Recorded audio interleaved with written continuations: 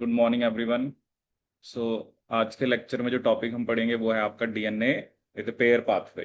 ठीक है, जैसे हमने पहले म्यूटेशंस के बारे में पढ़ा, तो सेल के अंदर जैसे म्यूटेशन होती हैं या डीएनए में ब्रेक होता है तो उसके लिए रिपेयर पाथवे होते हैं। ठीक है, तो different type of repair pathways के बारे में हम स्टडी करेंगे। ठीक है, तो जैसे यहाँ पर आप देख सकते हो ये डिफरेंट डीएनए रिपेयर पाथवे हैं। ठीक है, जैसे एक होता है आपका मिथाइल डायरेक्टेड मिसमैच रिपेयर। ठीक है, one we have nucleotide excision repair, base excision repair, direct repair. ठीक है, एसओएस रिस्पॉन्स देखेंगे क्या होता है, होमोलोगस रिकॉम्बिनेशन क्या होता है, और आपका नॉन होमोलोगस एंड ज्वाइनिंग। ठीक है, तो ये डीएनए रिपेयर के डिफरेंट क्या आपके पाथवेज हैं। ठीक है, तो सबसे पहले इसमें हम जो देखेंगे that is methyl directed mismatch repair. ठीक है, अब कई बार ऐसा भी हो सकता है कि एक ही टाइप की म्यूटेशन है या एक ही टाइप का चेंज है, उसके लिए different type of repair pathways भी हो सकते हैं। ठीक है, अब देखते हैं यहाँ पर सबसे पहले हम किसके बारे में डिस्कस करेंगे, मिथाइल डायरेक्टेड मिसमैच रिपेयर। ठीक है, अब देखो ये रिपेयर सिस्टम क्या होता है इसको समझते हैं पहले। So methyl directed mismatch repair, methyl directed mismatch repair, methyl directed mismatch repair. ठीक है, अब देखो इसके अंदर उसने हमें क्या बताया।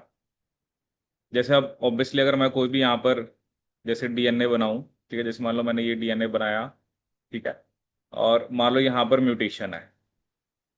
ठीक है, एक स्पेसिफिक न्यूक्लियोटाइड जो है वो म्यूटेटेड है, जैसे मान लो यहाँ पर फॉर एग्जांपल ए है, और ए के सामने यहाँ पर क्या आपका सी है। ठीक है, ए के सामने नॉर्मली क्या होना चाहिए, टी। अब इसमें देखो ना दो सिचुएशन हो सकती हैं। अब या तो ए सही है, अगर ये स्टैंड सही है तो फिर सामने टी होना चाहिए। बट दूसरी पॉसिबिलिटी ये भी तो हो सकती है ना, क्या पता सी सही हो तो सामने जी होना चाहिए। ठीक है, तो हमारे सेल्स में क्या होता है ना, जो ओल्ड स्टैंड होता है, ऑब्वियसली हम अगर आप इसको ओल्ड स्टैंड मान के चल रहे हो कि इसको देख के नया बना है। ठीक है, तो चांसेस यही होते हैं ना कि जो नया वाला स्टैंड बना उसके अंदर गलत न्यूक्लियोटाइड इनकॉर्पोरेट हो गया। तो हमारे सेल के अंदर मशीनरी होती है, वो क्या करते हैं, जो ओल्ड स्टैंड होता है या जो पेरेंटल स्टैंड होता है उसकी मिथाइलेशन कर देते हैं। ठीक है, मिथाइलेशन से ये पता लग जाता है कि ये स्टैंड सही है। ठीक है, तो हमें इसको ठीक करना है। और जनरली ऐसे नहीं ठीक होता ना कि सिंपली ठीक कर दो, इसमें क्या होगा, एक डीएनए का पार्ट रिमूव होगा जिसमें आपकी म्यूटेटेड साइट है, और फिर वो सारा का सारा नया डीएनए बनाया जाएगा। ठीक है, वो भी हम देखेंगे पूरा सिस्टम। ठीक है, तो इसे हम क्या बोलते हैं, मिथाइल डायरेक्टेड मिसमैच रिपेयर। तो जो पेरेंटल स्टैंड होता है जिसको देख के न्यू स्टैंड बन रहा है, उसकी मिथाइलेशन हो जाती है। तो मिथाइलेशन से क्या पता लग जाता है कि ये वाला डीएनए का स्टैंड क्या आपका सही है। ठीक है, तो इसमें आप लिख सकते हैं, क्योंकि साइंटिस्ट ने अलग अलग टेस्ट करे, उन्होंने देखा कि अगर दोनों स्टैंड मिथाइलेटेड नहीं है तब क्या होता है, अगर दोनों ही स्टैंड मिथाइलेटेड हैं तब क्या होता है, और इसको हम कैसे डीएनए बोलेंगे, हैमी मिथाइलेटेड, क्योंकि जिसमें एक ही स्टैंड की क्या हो रही है, मिथाइलेशन। तो ऐसे डीएनए को हम क्या बोलेंगे, हैमी मिथाइलेटेड। ठीक है, तो जैसे यहां पर साइंटिस्ट ने ना कुछ टेस्ट करे, test in vitro, test in vitro, test in vitro. तो जैसे उन्होंने पहले क्या देखा कि अगर if neither strand is methylated, if neither strand is methylated, if neither stand is methylated, comma, repair occurs. If neither stand is methylated, repair occurs, but does not favor either stand or either stand, but does not favor either stand.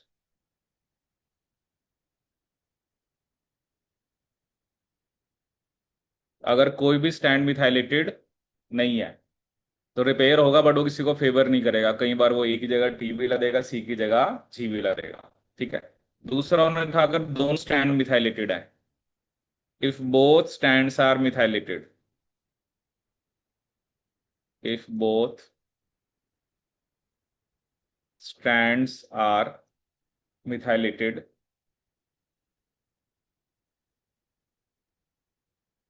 if both strands are methylated at a GATC sequence, क्योंकि अभी हम ये पढ़ेंगे जो methylation होती है ना वो GATC सीक्वेंस की होती है, ठीक है। इसमें भी जो ए है उसकी मिथाइलेशन होती है, it is a palindromic sequence, ठीक है। कौन से सीक्वेंस की मिथाइलेशन होती है? GATC की। If both strands are methylated at a GATC sequence, comma, few mismatches are repaired, few mismatches are repaired। और दोनों स्ट्रैंड हाईलाइटेड होते हैं तो वो क्या कुछ मिसमैच क्या होते हैं आपके? रिपेयर होते हैं। Few mismatches are repaired.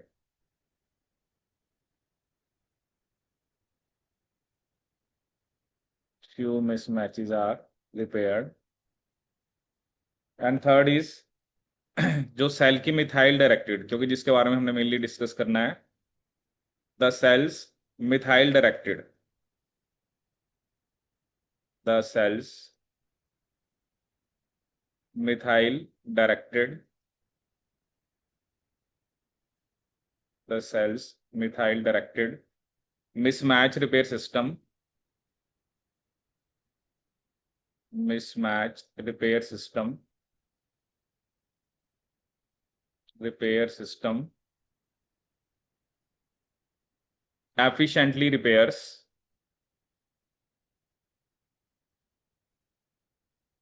efficiently repairs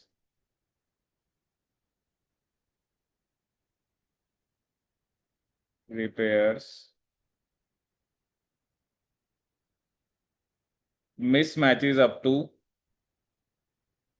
mismatches up to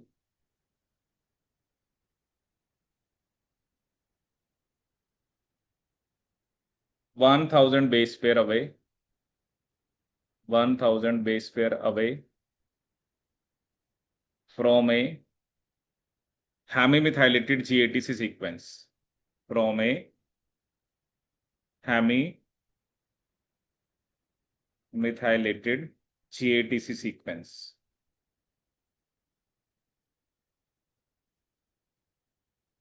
ठीक है। कि सेल का जो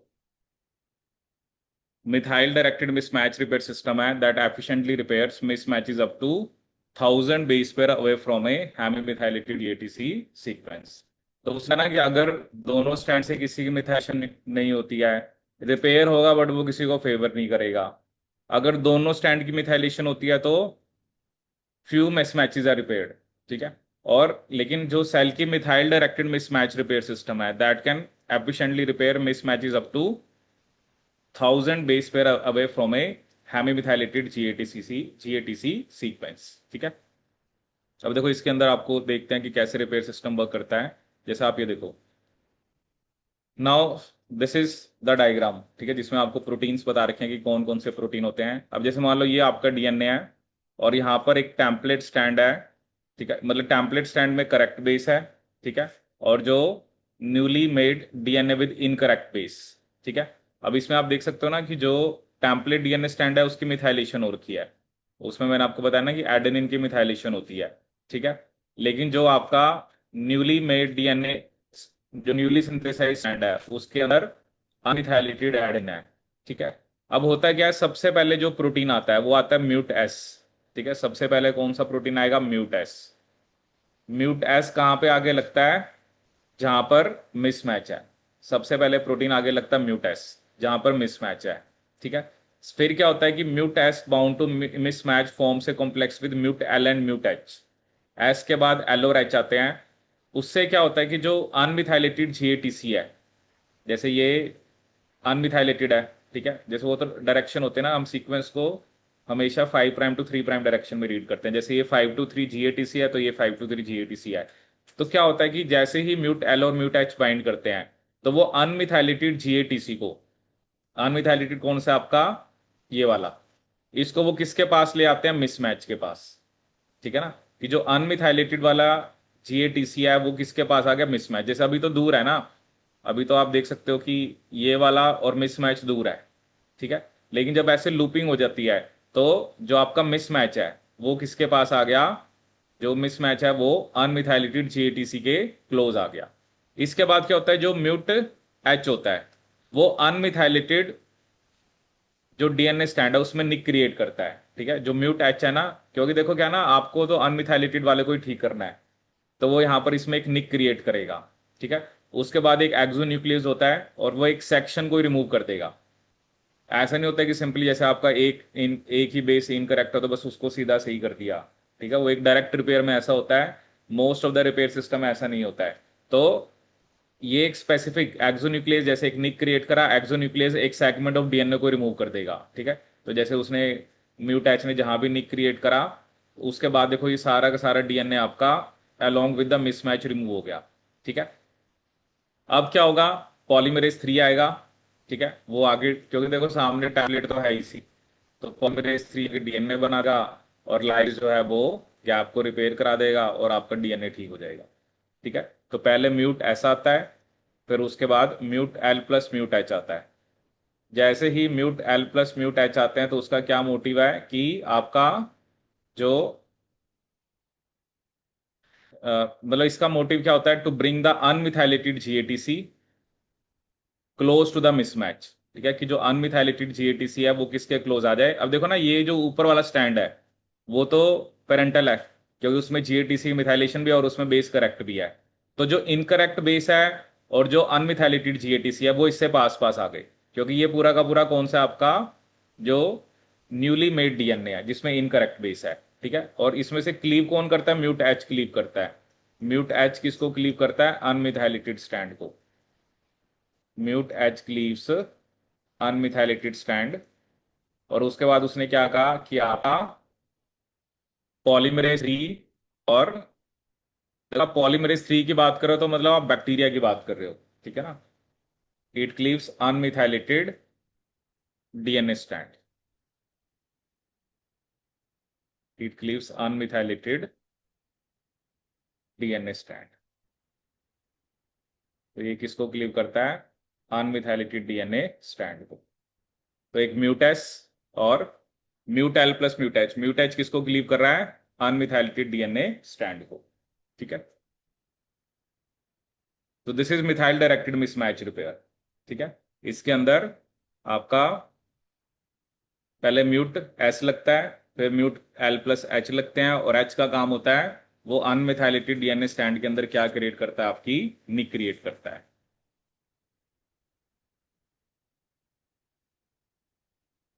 ठीक है। तो ये हो गया आपका methyl directed mismatch repair.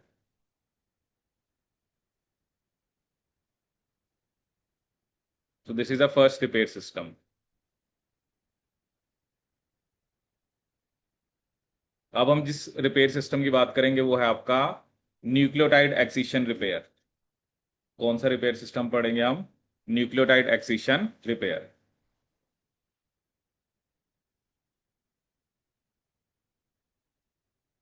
Second type of repair system हम कौन सा पढ़ेंगे, आपका nucleotide excision repair.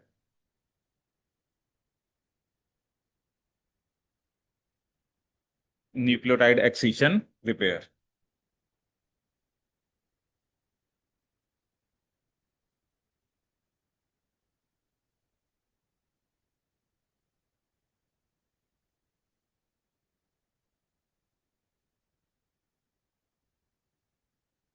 Nucleotide excision repair.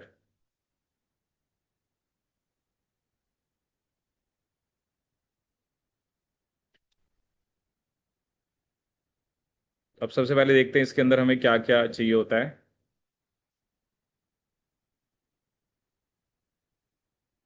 सो इस टाइप का जो रिपेयर सिस्टम है, एक तो उसके अंदर आपको चाहिए होता है that is ABC exinuclease, ABC exinuclease. Second हमें यहाँ पे चाहिए होता है डीएनए पॉलीमरेज 1, डीएनए पॉलीमरेज 1। और तीसरा हमें यहाँ पे चाहिए होता है DNA ligase. DNA ligase, ABC exonuclease, DNA polymerase 1 and DNA ligase. ठीक है। सो ये रिपेयर सिस्टम बेसिकली कहाँ वर्क करता है? जहां पर DNA lesions that cause large structural changes, DNA lesions that cause large structural changes, that cause large structural changes,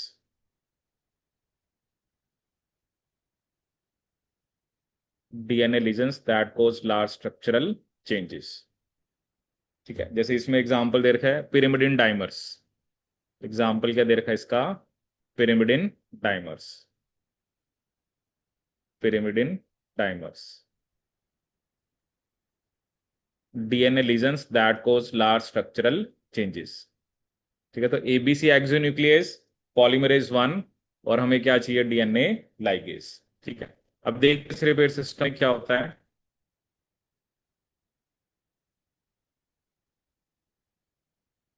ठीक है, जैसे ये रिपेयर सिस्टम है। ठीक है, अब सबसे पहले जैसे हम देखते हैं इस रिपेयर सिस्टम को, तो यहाँ पर जैसे आप देख सकते हो, यहाँ पर थायमिन थायमिन डाइमर बना हुआ है। ठीक है, तो ये जो डाइमर होता है, ऑब्वियसली क्या ना, जैसे वैसे तो टी टी अलग होने चाहिए, बट टी एक ही स्टैंड के अंदर दोनों टी ने आपस में क्या बना लिया? डाइमर, आपस में एसोसिएट हो गए। तो सबसे पहले यहां पर क्या होता है, जैसे अभी मैंने आपको बताया एबीसी एक्सोन्यूक्लियस, सबसे पहले जो एक पॉलीपेप्टाइड ट्राइमर आगे लगता है, जिसमें टू कॉपीज ए की होती हैं और एक कॉपी बी की होती है। ठीक है, टू कॉपीज ए की और एक कॉपी यूवीआर बी की। वो कहां पर आगे लगते हैं? जहां पर डीएनए आपका डैमेज है।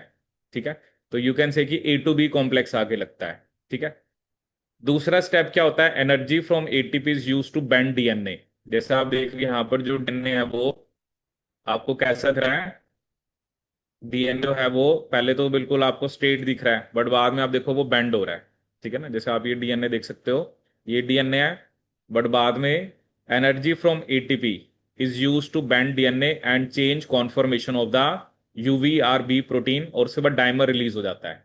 पहले ए टू बी आके लगा, उसके बाद energy from ATP is use to bend DNA and change conformation of UVRB protein, और उसके बाद ए डाइमर आपका निकल गया। ठीक है, थर्ड स्टेप में फिर सी आगे लगता है। सी कहां पे आगे लगता है? जहां पर यूवीआर बी और डीएनए है। सी कहां पर आगे लगता है? जहां पर यूवीआर बी और डीएनए का कॉम्प्लेक्स है।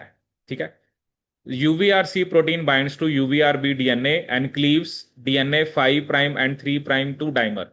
जैसे क्या होगा? वो सी जो है वो दोनों तरफ निक क्रिएट करेगा। ठीक है, जैसे आप ये नीचे देख सकते हो डायग्राम के अंदर, सी ने दोनों तरफ क्या क्रिएट कर दिया का? निक। मतलब उसने जहां पर आपका डाइमर था, उसके इधर भी डीएनए को कट करा और इधर भी कट करा। तो ये एक तरह से एबीसी वाली एक्टिविटी है। पहले ए टू बी आगे लगता है, फिर एटीपी की प्रेजेंस में जो यूवीआर बी, जो ऑब्वियसली प्रोटीन के साथ डीएनए के साथ बाउंड है, energy from ATP is use to bind DNA and change conformation of UVR B protein. जैसे बी की कॉन्फर्मेशन चेंज होते हैं तो ए टू डाइमर निकल जाता है या ए डाइमर निकल जाता है। उसके बाद सी आगे लगता है कहां पर? जहां पर यूवीआर बी डीएनए है, और वो 5 प्राइम और 3 प्राइम दोनों तरफ निक क्रिएट करता है। ठीक है, अब उसके बाद देखते हैं क्या होगा।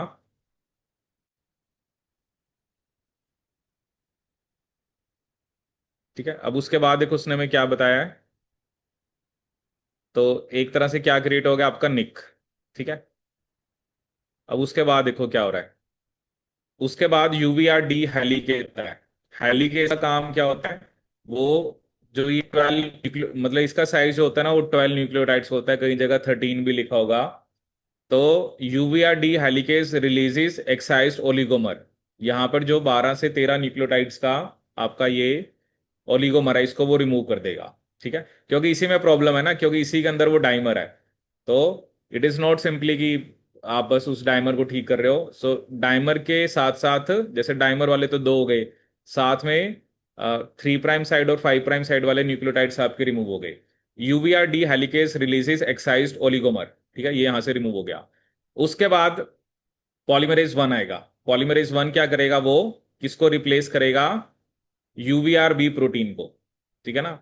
DNA polymerase one replaces UVR B protein. अब बी तो जैसे स्टार्टिंग से लगा हुआ है, जो पॉलीमरेज वन आएगा वो बी को हटा देगा, ठीक है। और जैसे ही बी प्रोटीन हटा तो पॉलीमरेज वन क्या करेगा, ऑब्वियसली यहाँ टेम्पलेट तो है ही, उसको देख के डीएनए बना देगा। और बाद में जो डीएनए लाइगेज है वो, जो निक रह जाएगी, क्योंकि लास्ट में जो निक रह जाती है उसको लाइगेज लाइगेट करा देगा, और आपके 12 न्यूक्लियोटाइड्स क्या हो गए, रिप्लेस हो गए, ठीक है। तभी मैंने आपको स्टार्टिंग में अभी यही लिखवाया था ना कि हमें क्या क्या चाहिए होता है, एबीसी एक्सी न्यूक्लियस, जिसमें इसमें तो ए टू बी पहले आगे लगता है, फिर सी का काम होता है, और डी भी होता है इसके अंदर। पॉलीमरेज वन, यहां पर स्पेसिफिकली मुझे कौन सा पॉलीमरेज चाहिए, वन। कौन सा पॉलीमरेज चाहिए, वन। और लास्ट में क्या चाहिए, लाइगेज, ठीक है ना। ये देखो लिखा हुआ है, repair of DNA by nucleotide excision pathway in E coli, ये हमने इकोलाई में बताया है। The exinuclease excision nuclease activity requires a products of three genes, UVR A, UVR B and UVR C, मतलब ये एक्सिन्यूक्लियस एक्टिविटी है, ठीक है ना। Nucleotide excision occurs by similar pathway in humans except that many more proteins are involved, जैसे इसमें तो proteins involve है वो कैसे से ज्यादा इन्वॉल्व होते हैं। जो ओलिगोमर एक्साइज्ड होता है उसमें 24 to 30 न्यूक्लियोटाइड्स होते हैं। जैसे प्रोकैरियोट्स के अंदर जो ओलिगोमर रिमूव हुआ है, मतलब ओलिगोमर के साइज की बात हो रही है, ठीक है, कि जो ओलिगोमर का साइज है in case of prokaryotes that is of 12 nucleotides, but in case of eukaryotes it is of, eukaryotes में किस साइज का आपका, in case of eukaryotes it is of 24 to 32 nucleotides. ये थोड़ा बहुत आपको बुक्स में वेरिएबल देखने को मिल सकता है, जैसे 12 की जगह 13 होगा, या ये थोड़ा बहुत रेंज ही दे रखी है इसने। तो इतने साइज का न्यूक्लियोटाइड जो है वो आपका रिमूव होता है, ओलिगोमर रिमूव होता है। पहले ए टू बी आगे लगता है, उसके बाद ए टू रिमूव हो जाता है, मतलब एटीपी यूज होता है जिसकी वजह से डीएनए बाइंड करता है और आपके बी की कॉन्फर्मेशन चेंज होती है। सी का काम क्या है, दोनों तरफ निक क्रिएट करना।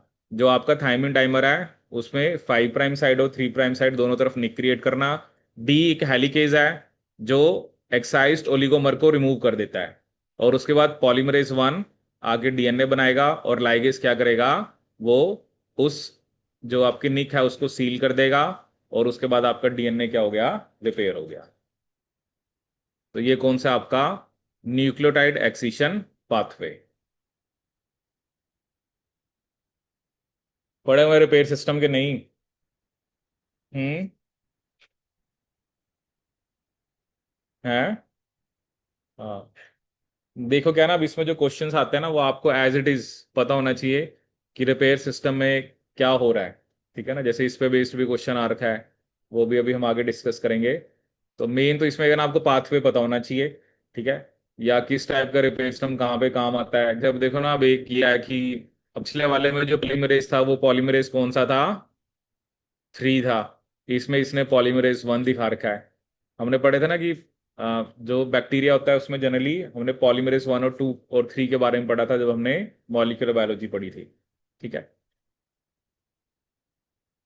अब हम third type of repair system पढ़ेंगे जिसका नाम क्या आपका, base excision repair. Base excision repair. Third type of repair system कौन सा हमारा, base excision repair. Base excision repair.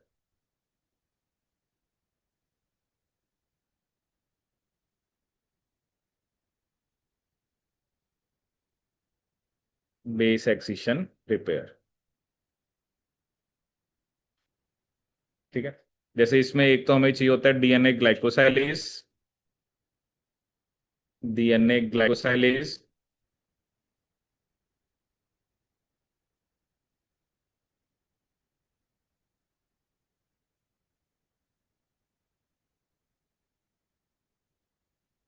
Silage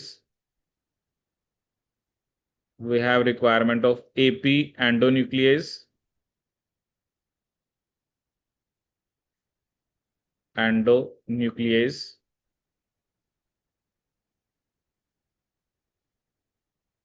We have requirement of DNA polymerase 1.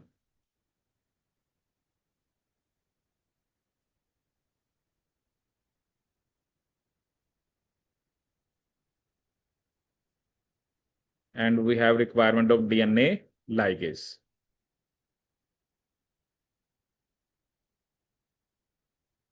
DNA ligase, ठीक है। इस टाइप का रिपेयर सिस्टम कहाँ पे वर्क करे, जहां पे एबनॉर्मल बेसिस होते हैं। कौन से बेसिस होते हैं आपके? Abnormal basis. जैसे हमने पढ़ा भी था, क्या बनता है एडेनिन की डीएमिनेशन पे, क्या बनता है? हाइपोजेंथिन। और यूरेसिल किसकी डीएमिनेशन पे बना था? साइटोसिन। तो जैसे अब नॉर्मल बेसिस हैं, जैसे अगर आपके डीएनए में यूरेसिल है, नॉर्मली तो हमें पता है कि डीएनए के अंदर यूरेसिल नहीं होता, बट वो साइटोसिन की डीएमिनेशन से बनता है। हाइपोजेंथिन किसकी डीएमिनेशन से बनता है? एडेनिन की। ग्वानिन की डीएमिनेशन से क्या बनता है? जैंथिन। और एक हमने पढ़ा था कि जो 5 मिथाइल साइटोसिन होता है उसकी डीएमिनेशन से क्या बनता है? थायमिन। ठीक है, वो तो चलो थायमिन तो वैसे भी होता है डीएनए में, बट यहाँ पर यूरेसिल, हाइपोजेंथिन, और एक हमने किसकी बात करी थी? जैंथिन की। क्योंकि साइटोसिन की डीएमिनेशन से यूरिल बनता है, एडेनिन की डीएमिनेशन से हाइपोजेंथिन बनता है, और गुआनिन की डीएमिनेशन से जैंथिन बनता है। ठीक है। सो ये अब नॉर्मल बेसिस है, या तो डीएनए में अब नॉर्मल बेसिस हो, ठीक है, या एल्काइलेटेड बेसिस हो।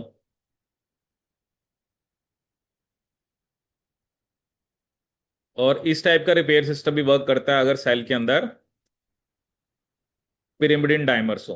क्या हो? Pyrimidine dimers. मैंने आपको वही बताया ना, ऐसा नहीं है कि एक टाइप के जो म्यूटेशन है या एक टाइप की प्रॉब्लम के लिए एक ही रिपेयर सिस्टम है। जैसे थायमिन डाइमर के लिए न्यूक्लियोटाइड एक्सीशन रिपेयर भी वर्क कर सकता है और बेस एक्सीशन रिपेयर भी वर्क कर सकता है। ठीक है। अभी हम आगे डायरेक्ट रिपेयर भी पढ़ेंगे, वो भी होता है आपका। ठीक है। तो चलिए देखते हैं इसमें क्या होता है। अब देखो इसके अंदर, अब हमें यहां पर दिखाया ग्लाइकोसाइलेज। ठीक है। देखो ग्लाइकोसाइलेज का मतलब होता है ग्लाइकोसिडिक बॉन्ड को ब्रेक करना। ठीक है।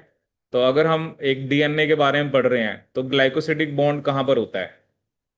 ग्लाइकोसिडिक बॉन्ड कहां पर होता है डीएनए के अंदर? हाँ, किसके बीच में होता है? बेस और शुगर। जब भी हम स्ट्रक्चर बनाते हैं ना एक न्यूक्लियोटाइड का, कि ये शुगर है और यहां पर आपका क्या है? नाइट्रोजनस बेस है। शुगर और नाइट्रोजनस बेस के बीच में कौन सा बॉन्ड होता है आपका? Glycosidic bond. शुगर और बेस के बीच में कौन सा बॉन्ड होता है आपका? Glycosidic bond. शुगर और बेस के बीच में कौन सा बॉन्ड होता है आपका? Glycosidic bond. ठीक है। तो इसको कौन ब्रेक करता है आपका? डीएनए ग्लाइकोसाइलेज। ठीक है। अब क्या होगा ना, अब क्योंकि रिमूव तब करना है जब गलत है। जैसे हमने लिखा कि अगर यहां पर डीएनए में यूरेसिल है, तो यूरेसिल डीएनए ग्लाइकोसाइलेज का काम क्या होगा? यूरेसिल रिमूव करना। क्या करना? यूरेसिल को रिमूव करना। वही ना, अगर नहीं रिमूव करेंगे तो फिर वही ट्रांजिशन हो जाएगा। ठीक है। अब होगा क्या ना, जब यहां पर यूरेसिल नहीं है, जैसे ग्लाइकोसाइलेज ने यहां से यूरेसिल को कट कर दिया, अब ये जो साइट होगी इसे बोलते हैं एपी साइट। जैसे यहां पर तो चलो पिरिमिडिन नहीं है या प्यूरिन ना हो, उस हम एपी साइट का मतलब क्या होता है? ए प्यूरिनिक और ए पिरिमिडिनिक साइट।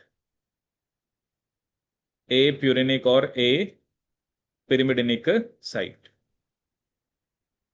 ए प्यूरिनिक और ए पिरिमिडिनिक साइट, एपी साइट। इसे हम क्या बोलते हैं? ए प्यूरिनिक और ए पिरिमिडिनिक साइट। मतलब यहां पर या तो प्यूरिन ना हो या आपका पिरिमिडिन ना हो। ठीक है।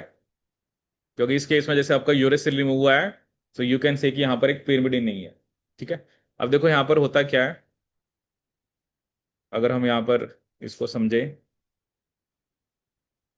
तो सबसे पहले उसने हमें एक स्टेप दिखाया कि डीएमिनेशन हुई है किसकी, साइटोसिन की। डीएमिनेशन किसकी हुई है यहाँ पर, साइटोसिन की। यहाँ पर जो आपको डीएमिनेशन दिख रही है वो किसकी दिख रही है, साइटोसिन की। साइटोसिन की डीएमिनेशन से वहां पर यूरेसिल आ गया। ठीक है। अब दूसरा स्टेप क्या होता है, यूरेसिल डीएनए ग्लाइकोसाइलेज आएगा, जो क्या करेगा, यूरेसिल को ब्रेक करेगा। क्योंकि एज वी नो ना कि जो बैकबोन है वो तो शुगर फॉस्फेट की बनी होती है। ठीक है। और हमारे जो नाइट्रोजनस बेसिस है वो अंदर की तरफ होते हैं। तो उसने सिर्फ यूरेसिल को रिमूव करा। यूरेसिल को रिमूव करने के बाद जो ये साइट है, अभी मैंने आपको बताया कि इस साइट को हम क्या बोलते हैं, आपकी एपी साइट। क्योंकि यहां पर अब पिरिमिडिन नहीं है। ठीक है। तो दिस इज अ स्टेप 3। उसके बाद अगर हम देखें क्या होता है, तो मतलब अब उसके बाद जो एपी एंडोन्यूक्लियस है वो क्या करेगा, उसने क्या करना है यहाँ पर, जैसे अब कई जगह तो ये भी लिखा होता है कि मतलब एक सेगमेंट ऑफ डीएनए जाता है।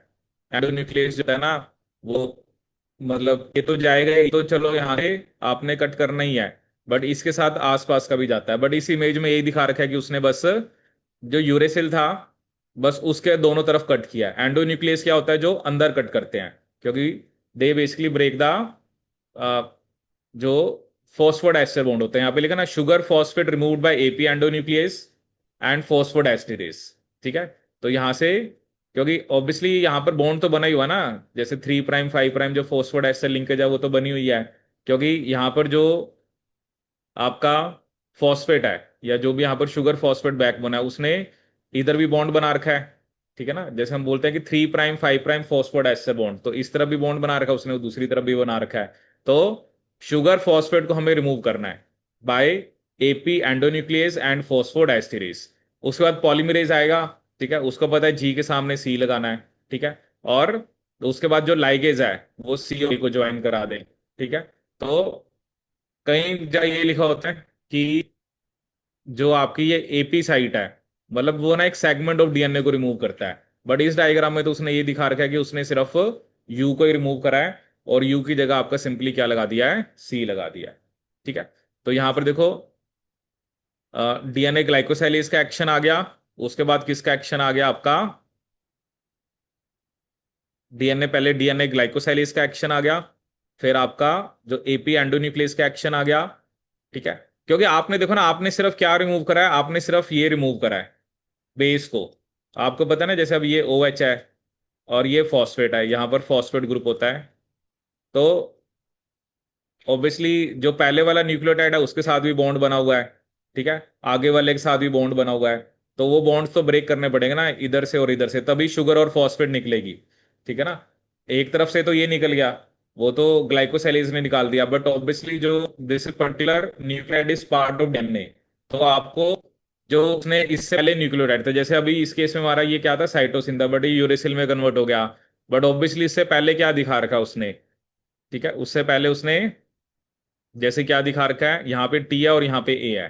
तो ऑब्वियसली इसने पहले टी के साथ बॉन्ड बनाया हुआ है इधर, और इधर ए के साथ बनाया हुआ है। तो अगर मेरे को शुगर फॉस्फेट को निकालना है तो मेरे को ये बॉन्ड्स ब्रेक करने पड़ेंगे ना।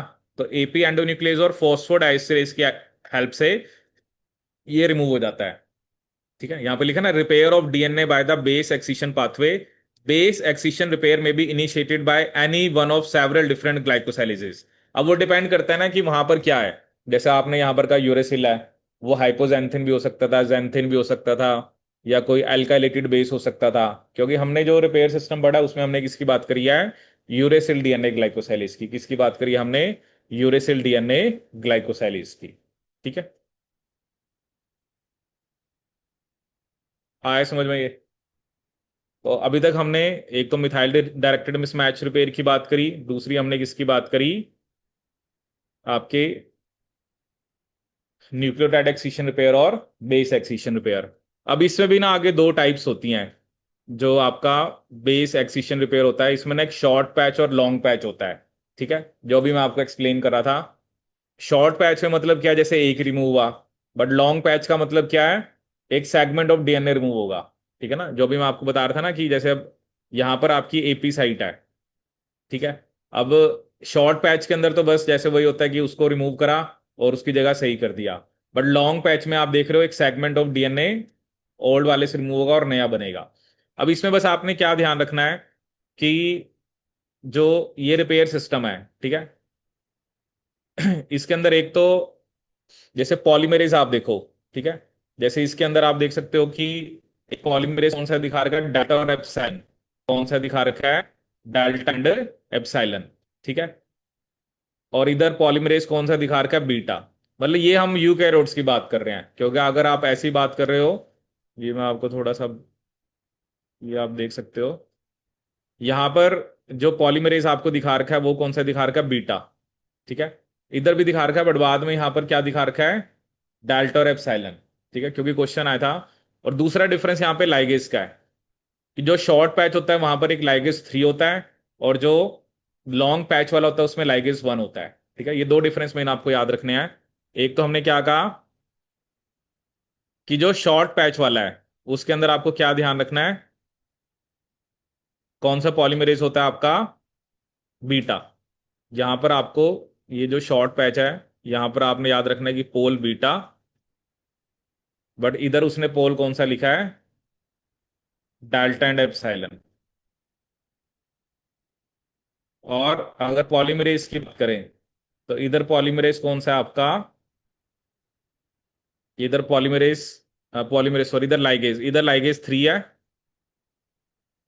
और उधर लाइगेज कौन सा है, 1। जैसे अभी हमने नॉर्मली तो लाइगेज के बारे में कुछ नहीं लिखा था, और जो पॉलीमरेज 1 लिखा था मतलब हमने बैक्टीरिया के लिए लिखा था, ठीक है ना। क्योंकि इस रिपेट अगर आप पॉलीमरेज, बीटा, डेल्टा, इन सब की बात कर रहे हो तो इसका मतलब आप किसकी बात कर रहे हो, यूकैरियोटिक पॉलीमरेज की। याद है कुछ यूकैरियोटिक डीएनए पॉलीमरेज, क्या पढ़ा था, यूकैरियोटिक कौन कौन से पॉलीमरेज पढ़े थे, alpha, beta, gamma, delta, epsilon. Gamma क्या करता है, पॉलीमरेज गामा क्या करता है,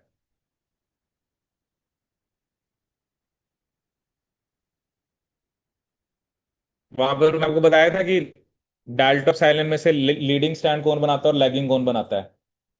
डेल्टा एप्सिलॉन में से बताओ कौन सा लैगिंग स्ट्रैंड बनाता है, कौन सा लीडिंग बनाता है। हम्म, लैगिंग कौन सा बनाता है, एप्सिलॉन।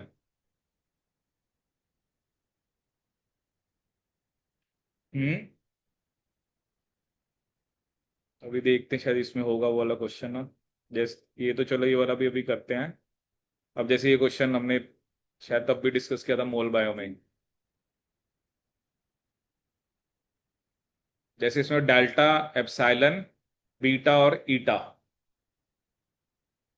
इसमें बताओ हमने लैगिंग स्टैंड कौन बनाता है, आप कह रहे हो क्या, एप्सिलॉन। हम्म,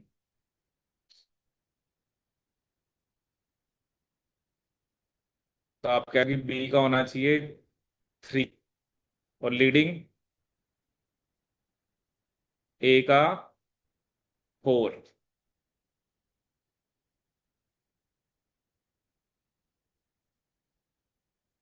और बीटा भी हमने पढ़ा कि उसका तो बेस एक्सीशन रिपेयर में रोल है। और ईटा का क्या होगा, थायमिन डाइमर बाईपास। तो क्या बन रहा है, ए का,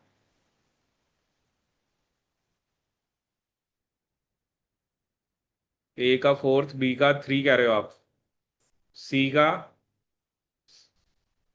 सी का फर्स्ट, और डी का, हम्म, गलत है ये, यही तो बात है। डेल्टा बनाता है आपका लैगिंग स्टैंड, एप्सिलॉन क्या बनाता है, leading strand, beta will be base excision repair, and eta will be thymine dimer bypass. तो ए का 3 होना चाहिए, बी का 4, और सी का 1, और डी का 2। तो क्या आंसर बनेगा यहाँ पे, फर्स्ट। देख लो कितना याद है आपको है।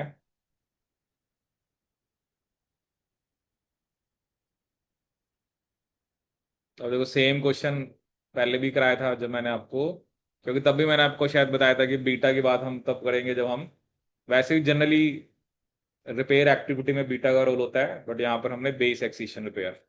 दूसरा क्वेश्चन देखो, ये जो भी मैंने आपको बताया, what is the correct order of enzyme actions during the long patch base excision repair in humans. ठीक है। अब देखो लॉन्ग पैच के अंदर एक बात, आपने लाइगेज कौन सा लिया है? 1। तो जिसमें 3 है वो ऑप्शन तो कट की। जैसे इसमें लाइगेज 3 है तो ये भी नहीं हो सकता, और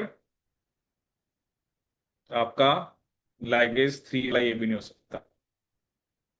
अब लाइगेज चलो सेकंड में है, बट पॉलीमरेज कौन सा यूज किया आपने वहां पे? Delta epsilon. तो इसका आंसर क्या बनेगा? सिर्फ सेकंड, ग्लाइकोसाइलेज। फिर एपी एंडोन्यूक्लियस 1। ठीक है। फिर उसके बाद डीएनए पोल, डेल्टा एप्सिलॉन। ठीक है। उसके बाद जैसे ये उसने एक FEN1 दिखा रखा है। क्या पढ़ा था फ्लैप एंडोन्यूक्लियस के बारे में? हमने क्या पढ़ा था? FEN1 के पास की क्या खास बात होती है? FEN1, what is something special about FEN1? Hmm. FEN1 के बारे में क्या पढ़ा था?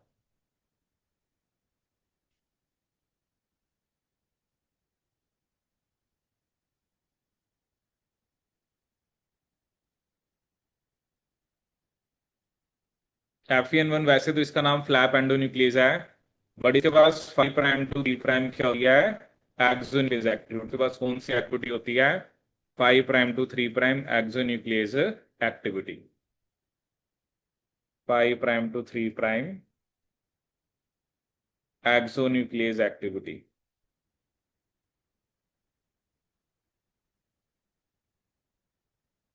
5' to 3' exonuclease activity, FEN1।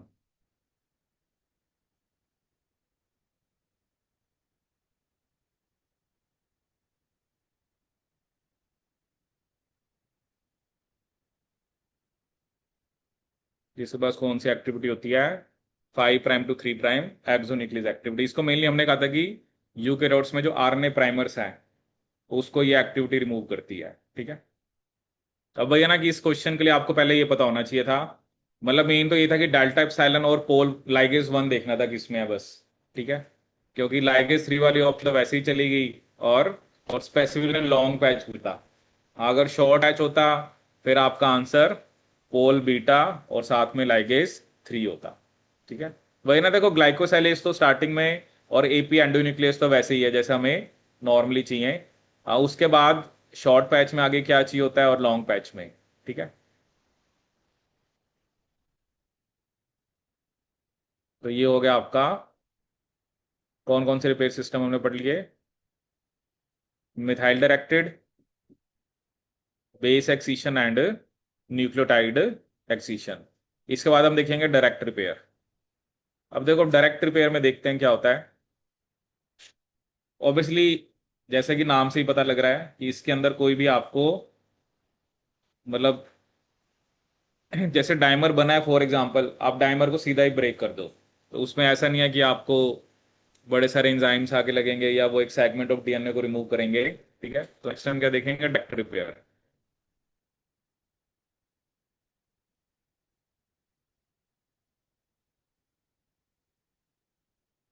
Direct repair.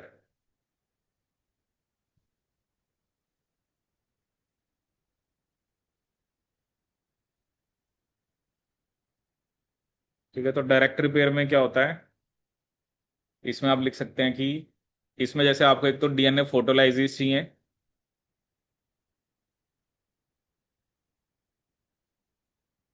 DNA photolysis किस केस में चाहिए होते हैं? जहां पर pyrimidine डाइमर्स होते हैं।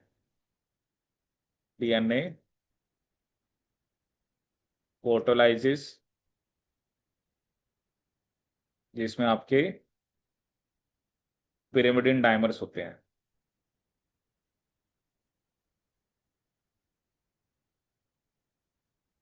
सेकंड इसमें हम किसकी बात करते हैं? O6 methyl guanine DNA methyl transferase. O6 methyl guanine DNA methyl transferase.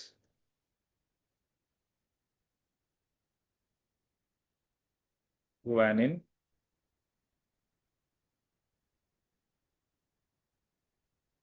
DNA methyl transferase.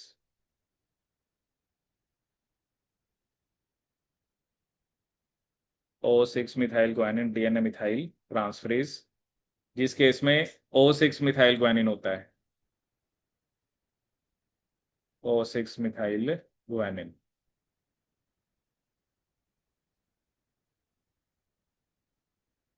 और एक और प्रोटीन होता है जिसका नाम होता है AIKB प्रोटीन।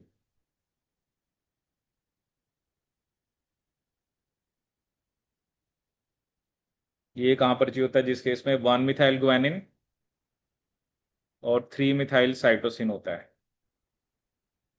1 मिथाइल ग्वानिन और आपका क्या होता है, 3 मिथाइल साइटोसिन।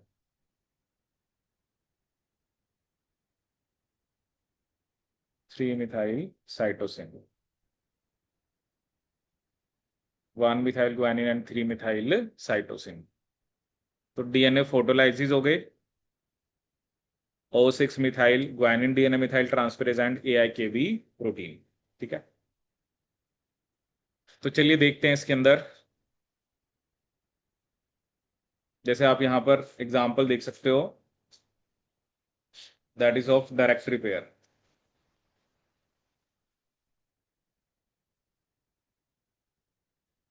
ठीक है, जैसे इसमें आप देखो ना कि क्योंकि अल्ट्रा वायलेट जो रेज होती हैं वो मेनली रिस्पॉन्सिबल होते हैं किसके लिए, डाइमर फॉर्मेशन के लिए। जैसे यूवी रेडिएशन में डाइमर बन गया, फिर क्या होता है, फोटोलाइज फोटोलाइज आगे बाइंड करता है, आगे बाइंड रहेगा जहां पर डर है। ठीक, और फोटोलाइट एक्टिवेट होते हैं by the absorption of blue light. ठीक है, वो क्या करेंगे, सिंपली जो डाइमर बना था उसको ब्रेक कर दिया। ठीक है, तो ये डायरेक्ट रिपेयर हो गया। इसमें ऐसे नहीं ना कि बाहर से कुछ आपको ज्यादा, फोटोलाइज सिंपली आएगा, वो क्या करेगा, ब्लू लाइट से एक्टिवेट होगा और वो थायमिन थायमिन का जो डाइमर बना है उसको ब्रेक कर देगा। ठीक है, ये जो फोटोलाइसिस होते हैं ये बेसिकली बैक्टीरिया में होते हैं, ये ह्यूमंस में नहीं होते। ठीक है, DNA photolyases are not found in humans. DNA photolyases are not present in humans. और इसको एक्टिवेट कौन सी लाइट कर रही है, कौन एक्टिवेट कर रहा है आपका, blue light, DNA फोटोलाइएज।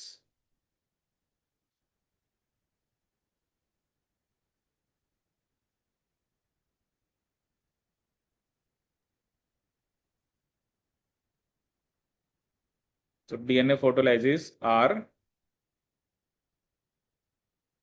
not present in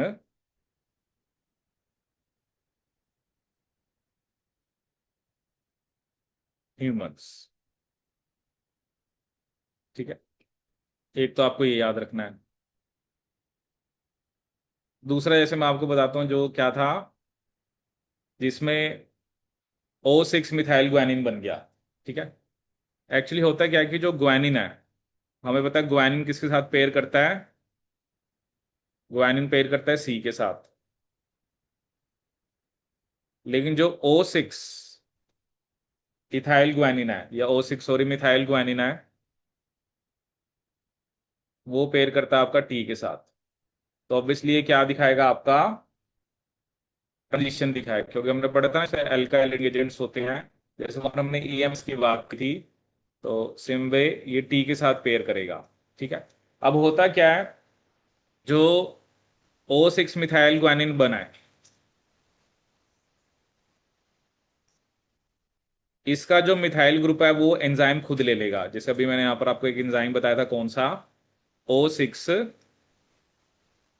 methyl guanine DNA methyl transferase. ठीक है, जैसे ये एंजाइम है क्या है, O6, इसमें इसको ना सुसाइडल एंजाइम बोलते हैं, क्योंकि उसके बाद ये एंजाइम आपका इनएक्टिवेट हो जाता है। O6 methyl guanine DNA methyl transferase, DNA methyl transferase, O6 methyl guanine DNA methyl transferase. तो इसका मिथाइल ग्रुप इसने खुद ले लिया और O6 मिथाइल ग्वानिन को किसमें कन्वर्ट कर दिया, ग्वानिन के अंदर। किसमें कन्वर्ट दिया, ग्वानिन के अंदर। So it is a kind of direct repair. It is a kind of direct repair.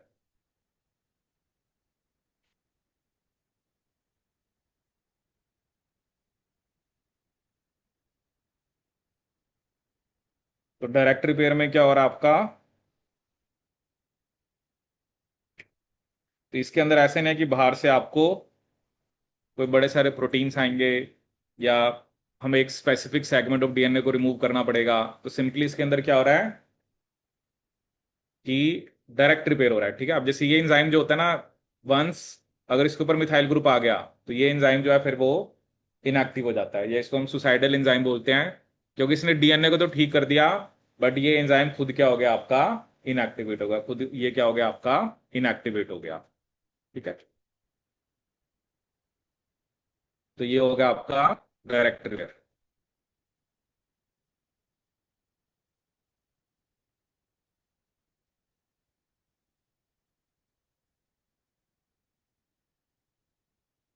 चलिए अभी एक आधा क्वेश्चन कराते हैं आपको।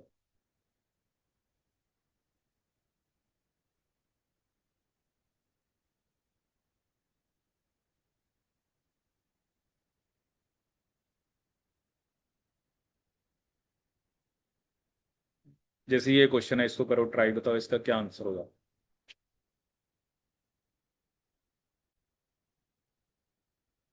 ठीक है, अब देखिए यहाँ पर हमें क्या क्वेश्चन गिवन है।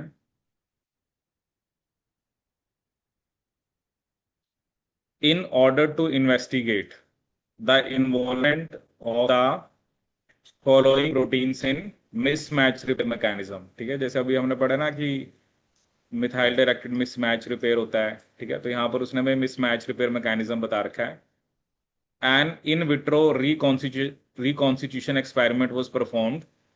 A 5' nicked circular DNA substrate having a CC mismatch, जैसे यहाँ पर mismatch है, ठीक है, at the PST1 site was incubated with a different combination of protein। ठीक है, जैसे यहाँ पर आपको बता रखा है एक पोल डेल्टा है, एक एक्सो 1 है, रैट 27 है, MSH2 MSC6 है। ठीक है, अलग अलग कॉम्बिनेशन दे रखे हैं ना, जैसे किसी में कोई भी नहीं दिया, किसी में कोई 3 दिया है, किसी में 2 दिया है, किसी में 3 दिया है, किसी में 2 दिया है। ठीक है, so whereupon the repair of CC mismatch the PST1 site will be regenerated. जैसे इसमें अब PST1 साइट काम नहीं कर रही है, लेकिन जब आपने रिपेयर सिस्टम दिया तो उसने मिसमैच को ठीक कर दिया, तो PST1 साइट रीजनरेट होगी। Following the incubation the resulting DNA was digested with PST1 and SCA1 restriction endonucleases। ठीक है, अब देखो ना, अगर आप PST1 से कट कराओगे, वो यहाँ पे कट करे और SCA1 यहाँ पे कट करे, इसका मतलब एक बैंड आपके पास 1.1 KB का आएगा, एक 1.8 KB का आएगा। इसमें तो है ही नहीं ना, तो इसमें तो एक जगह तो कट कर देगा, बट उससे क्या होगा ना फिर वो, क्योंकि अगर आपको दो फ्रेगमेंट्स करने हैं तो दो जगह कट करना ही पड़ेगा। अगर तो म्यूटेटेड है तो इसमें तो वही 2.9 KB का ही बैंड आएगा, लेकिन अगर रिपेयर सिस्टम ने उसको ठीक कर दिया तो you will get one band of 1.1 KB and other band of 1.8 KB। ठीक है, अब हमें यहां पर देखते हैं, और फिर उसको हमने इलेक्ट्रोफोरेस कराया किसके अंदर, एग्रोजेल के अंदर। Based on the results obtain identify the incorrect statement. हमें यहां पर इनकरेक्ट स्टेटमेंट जो है वो बतानी है। ठीक है, अब देखो जब चारों नहीं दिए तो बैंड वही 2.93 KB का आया है। ठीक है, लेकिन जब आपने पोल डेल्टा, एक्सो 1 और MSH2 टू MSH6 दिया तो आपके पास 1.9 और मतलब 1.1 KB का बैंड आया है। इसका क्या मतलब हुआ कि अगर ये तीनों है तो रिपेयर हो गया। ठीक है, फिर आपने क्या देखा कि अगर आपने सिर्फ पोल डेल्टा और एक्सो 1 दिया तो रिपेयर नहीं हुआ। ठीक है, फिर आपने जब पोल डेल्टा, रैट 27 और MSH2 टू MSH6 दिया तब भी रिपेयर हो गया, लेकिन जब आपने सिर्फ पोल डेल्टा और MSH2 टू MSH6 दिया तब भी रिपेयर नहीं हुआ। ठीक है, अब हम देखते हैं यहां पर ए ऑप्शन उसने क्या दिया है, MSH2 to MSH6 complex is required for the repair of mismatch DNA। अब देखो ना, जिस केस में MSH2 और जैसे इस, अब इन दोनों को कंपेयर करें, इसको और इसको, इन दोनों में क्या नहीं है, सिर्फ MSH2 to 6 नहीं है। अगर MSH2 to 6 है तो रिपेयर हो गया, बट MSH2 to 6 नहीं है तो रिपेयर नहीं हुआ। इसका मतलब ये तो चाहिए ही चाहिए। ठीक है, दूसरा उसने क्या कहा है कि पोल डेल्टा और MSH2 to 6 are necessary for the repair of CC mismatch DNA। ठीक है, वो क्या कह रहा है कि पोल डेल्टा और जो MSH2 टू MSH6 है, जैसे आप देखो जिस केस में रिपेयर हुआ है वो एक तो इस केस में रिपेयर हुआ है और एक आपका इस केस में रिपेयर हुआ है, तो पोल डेल्टा और MSH2 to 6 वो नेसेसरी हैं रिपेयर करने के लिए, तो ये भी सही है। Pol delta and MSH2 to 6 are sufficient for the repair of CC mismatch DNA। अब देखो ना लास्ट केस में आपने सिर्फ पोल डेल्टा और MSH2 to 6 दिया है बट रिपेयर नहीं हुआ, तो दोनों सफिशिएंट नहीं है ना फिर। ठीक है, तो ये आपका इनकरेक्ट स्टेटमेंट है। और ये क्या है कि exo 1 and RAD27 are redundant to each other. अब इसका क्या मतलब है, जैसे आपने इसके में रिपेयर हुआ तो इसमें आपने क्या दिया, इसमें आपने एक्सोन दिया है, ठीक है। दूसरा जिसमें रिपेयर हुआ उसमें RAD27 दिया है, तो मतलब इन दोनों का एक जैसा ही रोल है। मतलब या तो you can replace one with another, ऐसे नहीं कि दोनों चाहिए, दोनों में से एक भी होगा, क्योंकि जिन दोनों केस में रिपेयर हुआ है पोल डेल्टा और MSH2 to 6 तो दोनों में है, ठीक है। लेकिन एक केस में एक्सो 1 है और एक केस में RAD27 है, तो रिडंडेंट का मतलब ये होगा कि दोनों में से एक चलेगा, ठीक है, रिपेयर करने के लिए। बट ये कहना कि सिर्फ पोल डेल्टा और MSH2 to MSH6 चाहिए, तो ये स्टेटमेंट क्या आपकी गलत है। तो इसका इनकरेक्ट स्टेटमेंट कौन सी होगी आपकी, सी। ऐसे ही करा था। तो बस ये है। अब वही होता है ना, मैं आपको वही बार बार बता रहा हूँ कि वो कई बार क्वेश्चन को टेक्निक के साथ लिंक करते हैं, तो आपको ये चीज देखनी आनी चाहिए। आपको ये भी पता होनी चाहिए कि ये हो क्या रहा है, ठीक है। इसके बाद बैंड्स आने चाहिए, बैंड्स तब आएंगे जब रिपेयर हो गया है। अगर रिपेयर नहीं हुआ बैंड्स आपके पास, फिर बैंड आपके पास 3 KB का ही आएगा। लेकिन अगर रिपेयर हो गया है तो 1.1 और 1.8 KB का बैंड आएगा, ठीक है। तो इसका थर्ड क्या आपका इनकरेक्ट, ठीक है। चलो अभी हम आगे बढ़ते हैं, फिर और क्वेश्चंस भी करेंगे बाद में ट्राई। अब ये क्या था ना, ये सिर्फ आपको ये समझाने के लिए था कि चलो आपने जितना कुछ भी पढ़ा, ठीक है। और वो क्या था ना, वो may be repair system eukaryotes में नाम होते हैं, जैसे वहां पर हमने म्यूटेल म्यूटेस म्यूटैच बोला था, बट यूकैरियोट्स में डिफरेंट नेम्स हैं, ठीक है। चलो वो तो कोई नहीं। अब इस टाइप के क्वेश्चन के लिए चाहे आपको जो हमने पढ़ा है चाहे उसकी नॉलेज है चाहे नहीं है, ठीक है, आपको क्वेश्चन की सिचुएशन के हिसाब से आंसर देना होता है। तो what they do, they have a DNA जिसमें म्यूटेशन है, दे उन्होंने कहा कि हमने रिपेयर सिस्टम के अलग अलग प्रोटीन यूज करे, ठीक है। अगर तो रिपेयर मतलब आपने देखना है कि कौन से कॉम्बिनेशन में रिपेयर हो रहा है, रिपेयर होने का हमें कैसे पता लग रहा है, क्योंकि उसके अंदर PST1 साइट रीजनरेट होगी, ठीक है ना। क्योंकि म्यूटेशन की वजह से वो साइट क्या होगी थी आपकी, डिमोलिश हो गई थी या एबॉलिश, जो भी आप बोल सकते हो कि वो साइट अब नहीं थी। लेकिन रिपेयर सिस्टम ने अगर उस साइट को मतलब रिपेयर सिस्टम के हमने प्रोटीन्स देखे, अगर तो वो उन्होंने उसको दोबारा क्या कर दिया, ठीक कर दिया, मतलब म्यूटेशन को ठीक कर दिया, तो PST1 साइट रीजनरेट होगी। तो आपको कॉम्बिनेशन दे रखे थे उस अकॉर्डिंग आपने आंसर देना था, ठीक है। आया समझ में ये कि नहीं। देखो क्या होता है ना, ये एक होता है सिर्फ थ्योरी, ठीक है ना। थ्योरी में भी आप जैसे आपको चलो आप पढ़ रहे हो थ्योरी, तो चलो आपने वही ना, पहले थोड़ा थ्योरी का होना चाहिए कि जब थोड़ी बहुत हमें थ्योरी आती होती है ना, फिर हम, अब मुझे पता है रिपेयर सिस्टम का क्वेश्चन है, क्योंकि इसके लिए पहले दिमाग में ये कॉन्फिडेंस होना चाहिए कि मुझे रिपेयर सिस्टम्स पता है, ठीक है। जब आपको रिपेयर सिस्टम्स ही नहीं पता है तो आपको लगेगा ये तो रिपेयर तो मुझे पता ही नहीं क्या होता है। तो चाहे मेरे पास, अब वही होता है ना, जो जिसको इस तरह के क्वेश्चन करने की आदत होती है, या जिसका थोड़ा इंटेलेक्चुअल, जिसको पता है कि ऐसे क्वेश्चन आए, तो वो फिर उसके लिए पेपर निकालना आसान रहता है, क्योंकि इसमें ये नहीं मैटर कर रहा है कि आपको क्या याद है, इसमें ये मैटर कर रहा है कि आप उस टाइम पे क्वेश्चन की सिचुएशन को देख के आप उसको कर पा रहे हो कि नहीं, ठीक है। ऐसे नहीं ज्यादा टाइम लगता है, वो वही बात है ना प्रैक्टिस, या जैसे आपने आपने पहले उस टाइप के क्वेश्चन कुछ किए होंगे, तो फिर आप उसको उस एंगल से देखोगे। लेकिन वही है, अब हम थ्योरी पढ़ते रहते हैं, क्वेश्चन हम करते नहीं है, वहां जाके क्वेश्चन आते हैं, फिर वहां पे कुछ होता नहीं है। उसका मेन रीजन ये है ना कि हमें पहले क्वेश्चंस का, ऐसा नहीं है कि ऐसे क्वेश्चन आपको इधर उधर कहीं और मिलने वाले हैं, ये नेट के पेपर में ऐसे क्वेश्चन देखने को मिलते हैं, तो एटलीस्ट हम वो करें, ठीक है ना। तो यहाँ से हमने हमें ये पता लगता है कि हमारे पास DNA है, रेस्ट्रिक्शन एंजाइम से कट कर रहे हैं, फिर बैंड्स कितने आ रहे हैं, थोड़ा सा ये जब हम रिकॉम्बिनेंट DNA टेक्नोलॉजी पढ़ेंगे तब भी ये डिस्कस करेंगे। बट क्वेश्चन को उसने, क्वेश्चन रिपेयर के साथ उसने टेक्निक को लिंक कर दिया, तो क्वेश्चन को चाहे आप इसको आप टेक्निक का पार्ट मानो चाहे रिपेयर का पार्ट मानो, क्योंकि ये सब चीजें कैसे हम स्टडी कर रहे हैं। ठीक है, तो दिखने में चीजें थोड़ी कॉम्प्लेक्स लगती हैं बट इजी होती हैं। ठीक है, तो अभी तक हमने कौन कौन से रिपेयर सिस्टम पढ़ लिए? मिथाइल डायरेक्टेड हो गया आपका, बेस एक्सीशन हो गया, न्यूक्लियोटाइड एक्सीशन हो गया, और आपका डायरेक्ट रिपेयर। अब हम बात करेंगे एसओएस रिस्पॉन्स क्या होता है, और उसके बाद होमोलोगस रिकॉम्बिनेशन और नॉन होमोलोगस एंड ज्वाइनिंग। तो अब हम देखेंगे SOS response.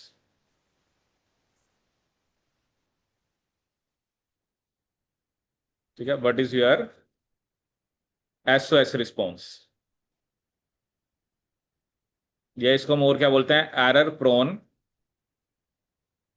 ट्रांसलीजन DNA synthesis. SOS response और error prone translesion DNA synthesis.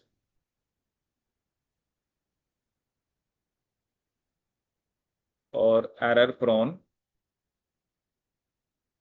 ट्रांसलीजन DNA synthesis.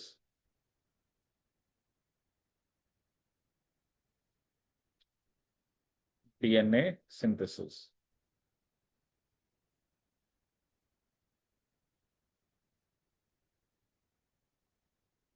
Error prone translesion DNA synthesis.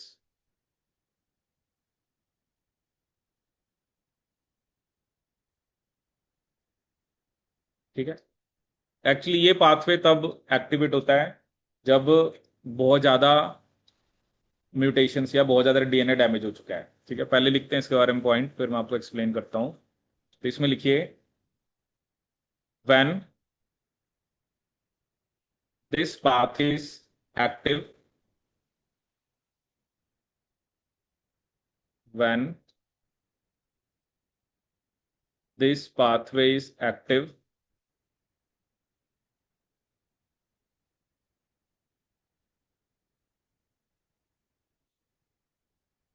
comma, DNA repair becomes,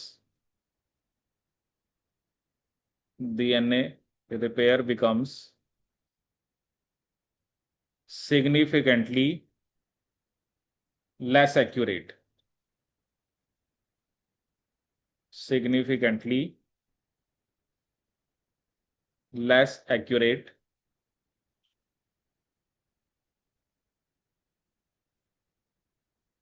and a high mutation and a high mutation rate can result, and a high mutation rate can result। कहता है, जब ये pathway active होता है तो जो DNA repair है वो सिग्निफिकेंटली लेस एक्यूरेट होता है। ठीक है, देखो ये वाला पाथवे ना काम ही कब करता है? जब डीएनए बहुत ज्यादा डैमेज है। ठीक है, जैसे मान लो आपका जो डीएनए है उसमें बहुत सारे मान लो जैसे ये एक स्टैंड है, मान लो दूसरे स्टैंड में ऐसे बड़े सारे गैप्स हैं। ठीक है, तो ये क्या करते हैं ना, क्योंकि इस टाइप का सेल तो वैसे सरवाइव नहीं कर पाएगा, क्योंकि उसका ना तो डीएनए रेप्लिकेट होना है, क्योंकि उसका डीएनए मिसिंग है। तो ये रिपेयर सिस्टम क्या करता है कि कहता है इसको चलो फिल कर दो। अब ये मत देखो कि ए है तो सामने टी लगाना है, जी है या सामने सी लगाना है, कहते कुछ भी लगा दो और डीएनए को आप क्या कर दो? कंप्लीट कर दो। ठीक है, क्योंकि ये वाला पाथवे काम ही तब करता है जब बहुत ज्यादा म्यूटेशंस होती हैं। ठीक है, क्योंकि अगर इसने ठीक कर दिया, मतलब चलो जो भी इसने न्यूक्लियोटाइड लगा के जितना भी ठीक कर दिया, तो क्या पता सेल सरवाइव कर जाए। लेकिन अगर इससे भी ठीक नहीं हुआ तो फिर वो सेल सरवाइव नहीं करेगा, मतलब ये लास्ट रिजोर्ट होता है। This particular pathway is active जब डीएनए बहुत ज्यादा डैमेज है और ये एरर प्रोन होता है। मतलब इसमें ऐसा नहीं है कि बिल्कुल सही कर देगा। ठीक है ना, वो कहता है कुछ भी लगा दो, जैसे अगर बहुत सारे गैप्स हैं, ये नहीं कि ए के सामने टी लगाना है जी के सामने सी, कहता है कुछ भी न्यूक्लियोटाइड्स लगा दो और जल्दी से जल्दी इसको ठीक कर दो। ठीक है, अगर इसने ठीक कर दिया तो ठीक है, अदरवाइज फिर आपका जो सेल है वो सर्वाइव नहीं कर पाएगा। ठीक है, तो इसमें आप लिख सकते हैं, in bacteria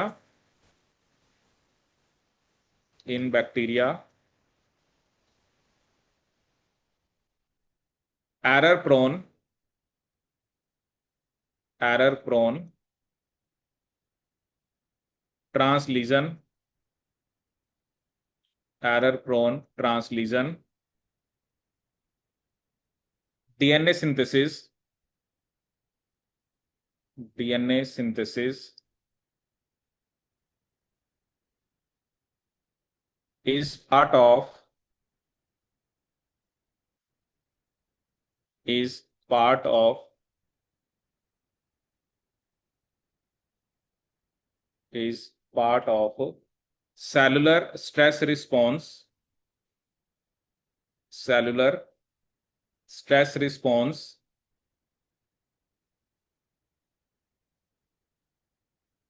to extensive DNA damage, to extensive DNA damage, comma, known as SOS response, known as SOS response. In bacteria, error-prone translesion DNA synthesis is a part of cellular stress response to extensive DNA damage known as SOS response. ठीक है, फिर लिखिए ये जो response होता है, it is a global response. The SOS response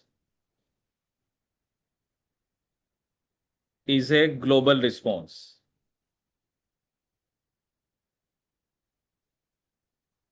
Is a global response to DNA damage,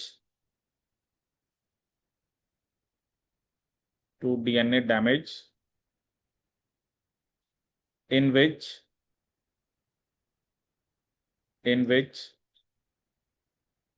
cell cycle is arrested, in which cell cycle is arrested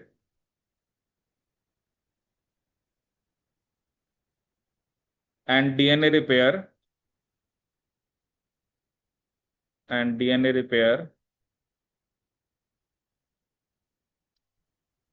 mutagenesis are induced. And DNA repair and mutagenesis are induced.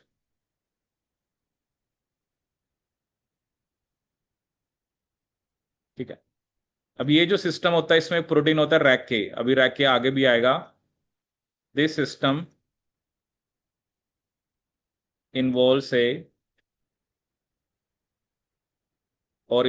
Rack A protein. This system involves the rack A protein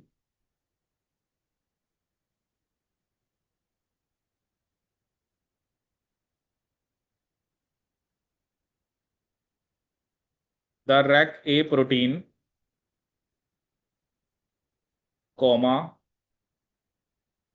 stimulated by single cell DNA. The RAC A protein, comma, stimulated by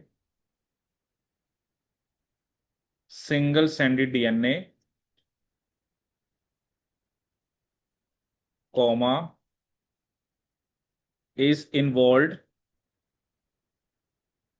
in the inactivation of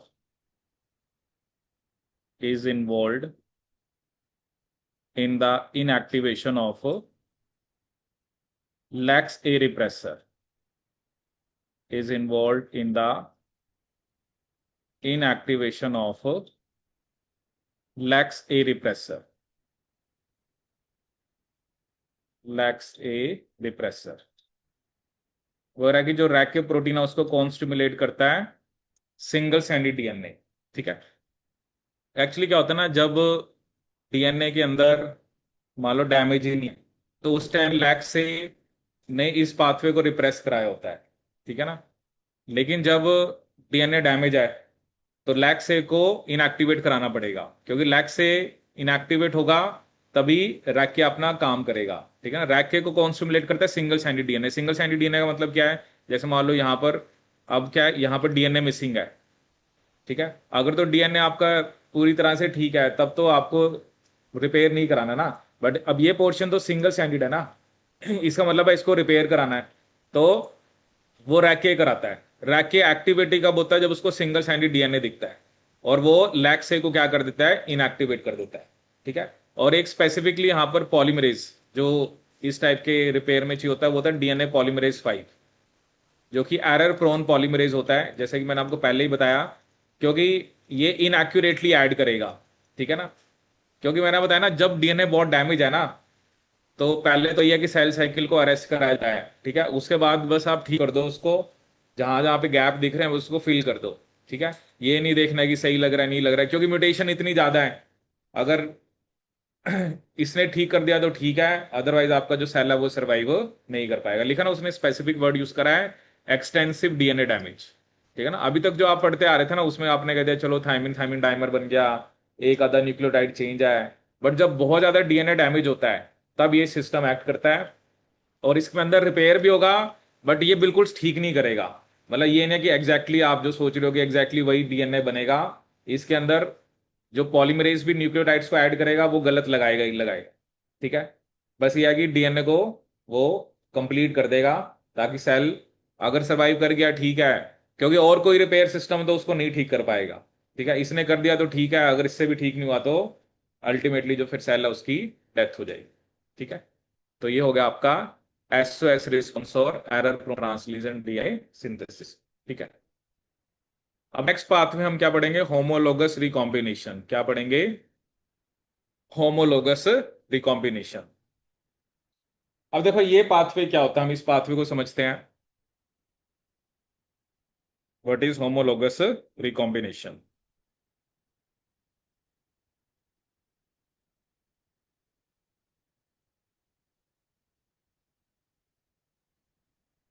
अब देखो, कोई भी आपका cell है, ठीक है, जैसे उसमें यहां पर क्या दिखा रहेगा, डीएनए डैमेज।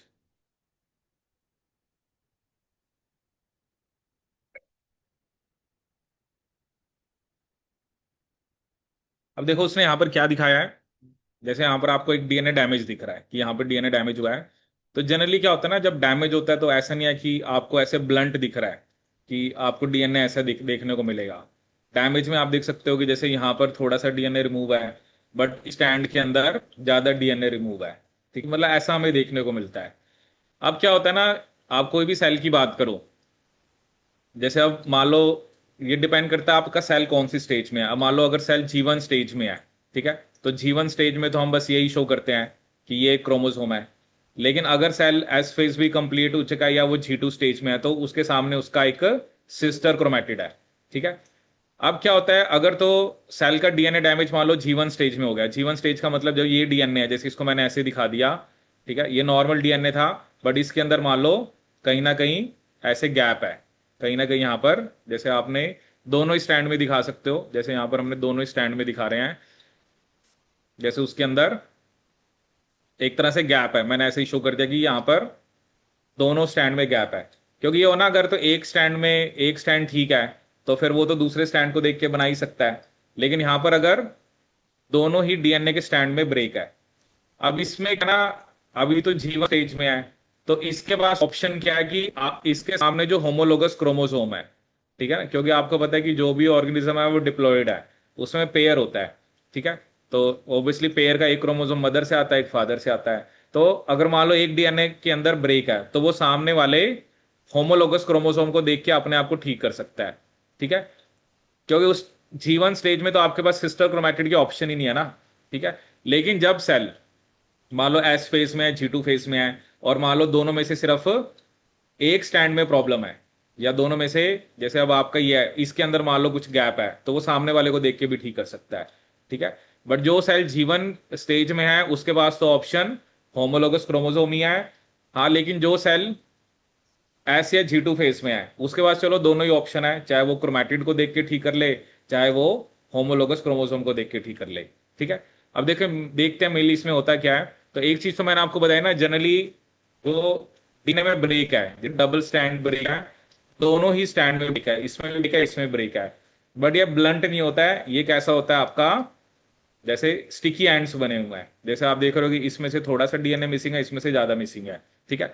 अब सबसे पहला स्टेप क्या होता है, सबसे पहले यहां पर क्या होता है कि जब ऐसी प्रॉब्लम होती है, ठीक है, अब देखो ना ये क्या करेगा ना, ये मान लो ये आपकी एक एक क्रोमोसोम में प्रॉब्लम है तो ये सामने वाले क्रोमोसोम को देख के ठीक करेगा। ठीक है, सबसे पहले एक कॉम्प्लेक्स आता है जिसका नाम होता है एमआरएन कॉम्प्लेक्स, जिसमें एमआरई 11, रैड 50 और एनबीएस 1 होता है। ठीक है, अब हम देखते हैं इस कॉम्प्लेक्स का फंक्शन क्या होता है। इस कॉम्प्लेक्स का फंक्शन क्या होता है?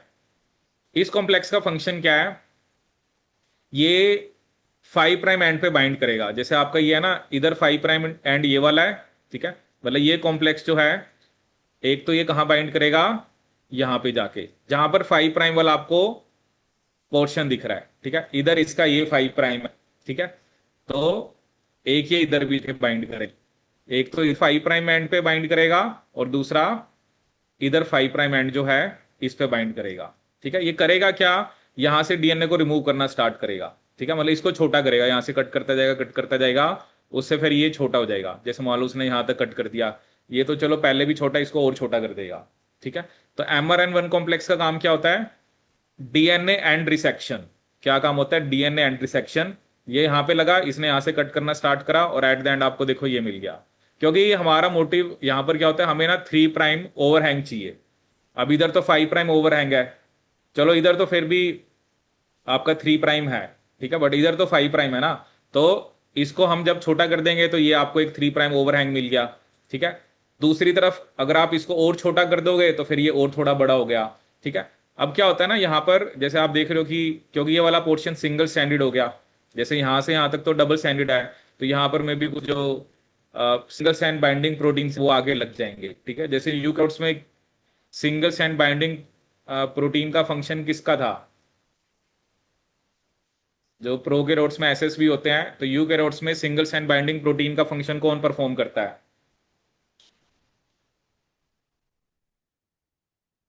ठीक है, उसे बोलते हैं हम रेप्लिकेशन प्रोटीन ए, आरपीए।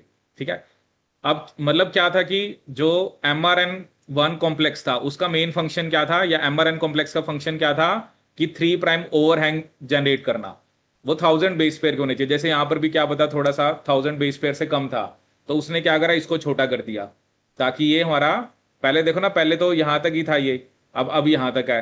ये तो पहले ही 3 प्राइम, ये यहां पर तो पहले ही आपका मतलब 5 प्राइम एंड बड़ा था, हमें 3 प्राइम एंड बड़ा चाहिए, तो इसको भी छोटा किया गया।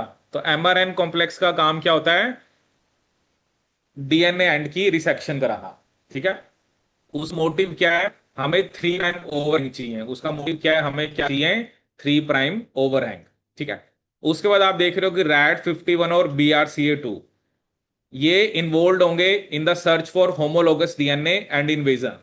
क्योंकि अब यहां पे तो हमें गैप को फिल करना है ना, क्योंकि हमारा डीएनए डैमेज है, उसी को तो फिल करना है ना। तो ये जो प्रोटीन्स हैं रैड 51 BRCA2, ये इन्वॉल्व होते हैं कि सामने होमोलोगस डीएनए, ठीक है, और उसको इन्वेड करते हैं। ठीक है, वो वही बात होगी ना, होमोलोगस डीएनए अगर तो क्या पता सिस्टर क्रोमैटिड का भी हो सकता है, या फिर वो होमोलोगस क्रोमोसोम का होगा। ठीक है, तो ये ऐसे अब इन्वेड करेगा। अब देखो यहां पर क्या हो रहा है, ये जो आपका ये होमोलोगस डीएनए है। ठीक है, अब इसमें क्या होता है, डी लूप फॉर्मेशन होती है। जैसे ये देखो, ये होमोलोगस डीएनए यहां पे इन्वेड करा। ठीक है, अब इसको देख के ये बनने लग गया। ठीक है, क्योंकि आपने इसको कंप्लीट करना था। ठीक है, मतलब इसके इसमें ये बीच वाला पार्ट नहीं दिखा जो मैंने मतलब यहाँ पे आपको शो करा है ना, क्योंकि वो तो जो मैंने आपको इसलिए पहले ही शो कर दिया कि ये पहले किसने छोटा कर दिया था, एमआरएन ने। ठीक है, उसके बाद होमोलोगस डीएनए चाहिए जिसको देख के वो इसको कंप्लीट करेगा। अब यहां पे देखो एक डी लूप बनता है, तो अब इसको देख के ये कंप्लीट हो जाएगा और इस वाले को देख के ये कंप्लीट हो जाएगा, क्योंकि आपने तो इन दोनों को ही कंप्लीट करना है ना। जैसे ये वाला जो आपका डीएनए का स्टैंड था, देखो क्या है ना, अगर तो प्रॉब्लम ऐसी होती कि सिर्फ एक ही स्टैंड में ब्रेक होता, फिर वो तो आपने सामने वाले को देख के ही ठीक कर लेता। बट यहाँ प्रॉब्लम क्या कि दोनों स्टैंड में ब्रेक है। जब दोनों स्टैंड में ब्रेक है तो फिर ये सिस्टम नहीं चलेगा। उसके लिए तो फिर you have to go for, आपको क्या करना पड़ेगा, होमोलोगस रिकॉम्बिनेशन करानी पड़ेगी, कि सामने एक होमोलोगस क्रोमोसोम हो जिसको देख के वो ठीक करेगा। ठीक है, तो यहां पर किसकी फॉर्मेशन होती है, डी लूप की। किसकी फॉर्मेशन होती है, डी लूप की। तो ये जो रेड में दिखा रखा है, मतलब ये सही डीएनए है, इसके अंदर कोई गैप नहीं है। बट इसको देख के उसने अपने वाले स्टैंड को भी कंप्लीट किया और इस स्टैंड को भी कंप्लीट कर लिया। ठीक है, ये अभी मैं आपको आगे और भी दिखाऊंगा। ठीक है,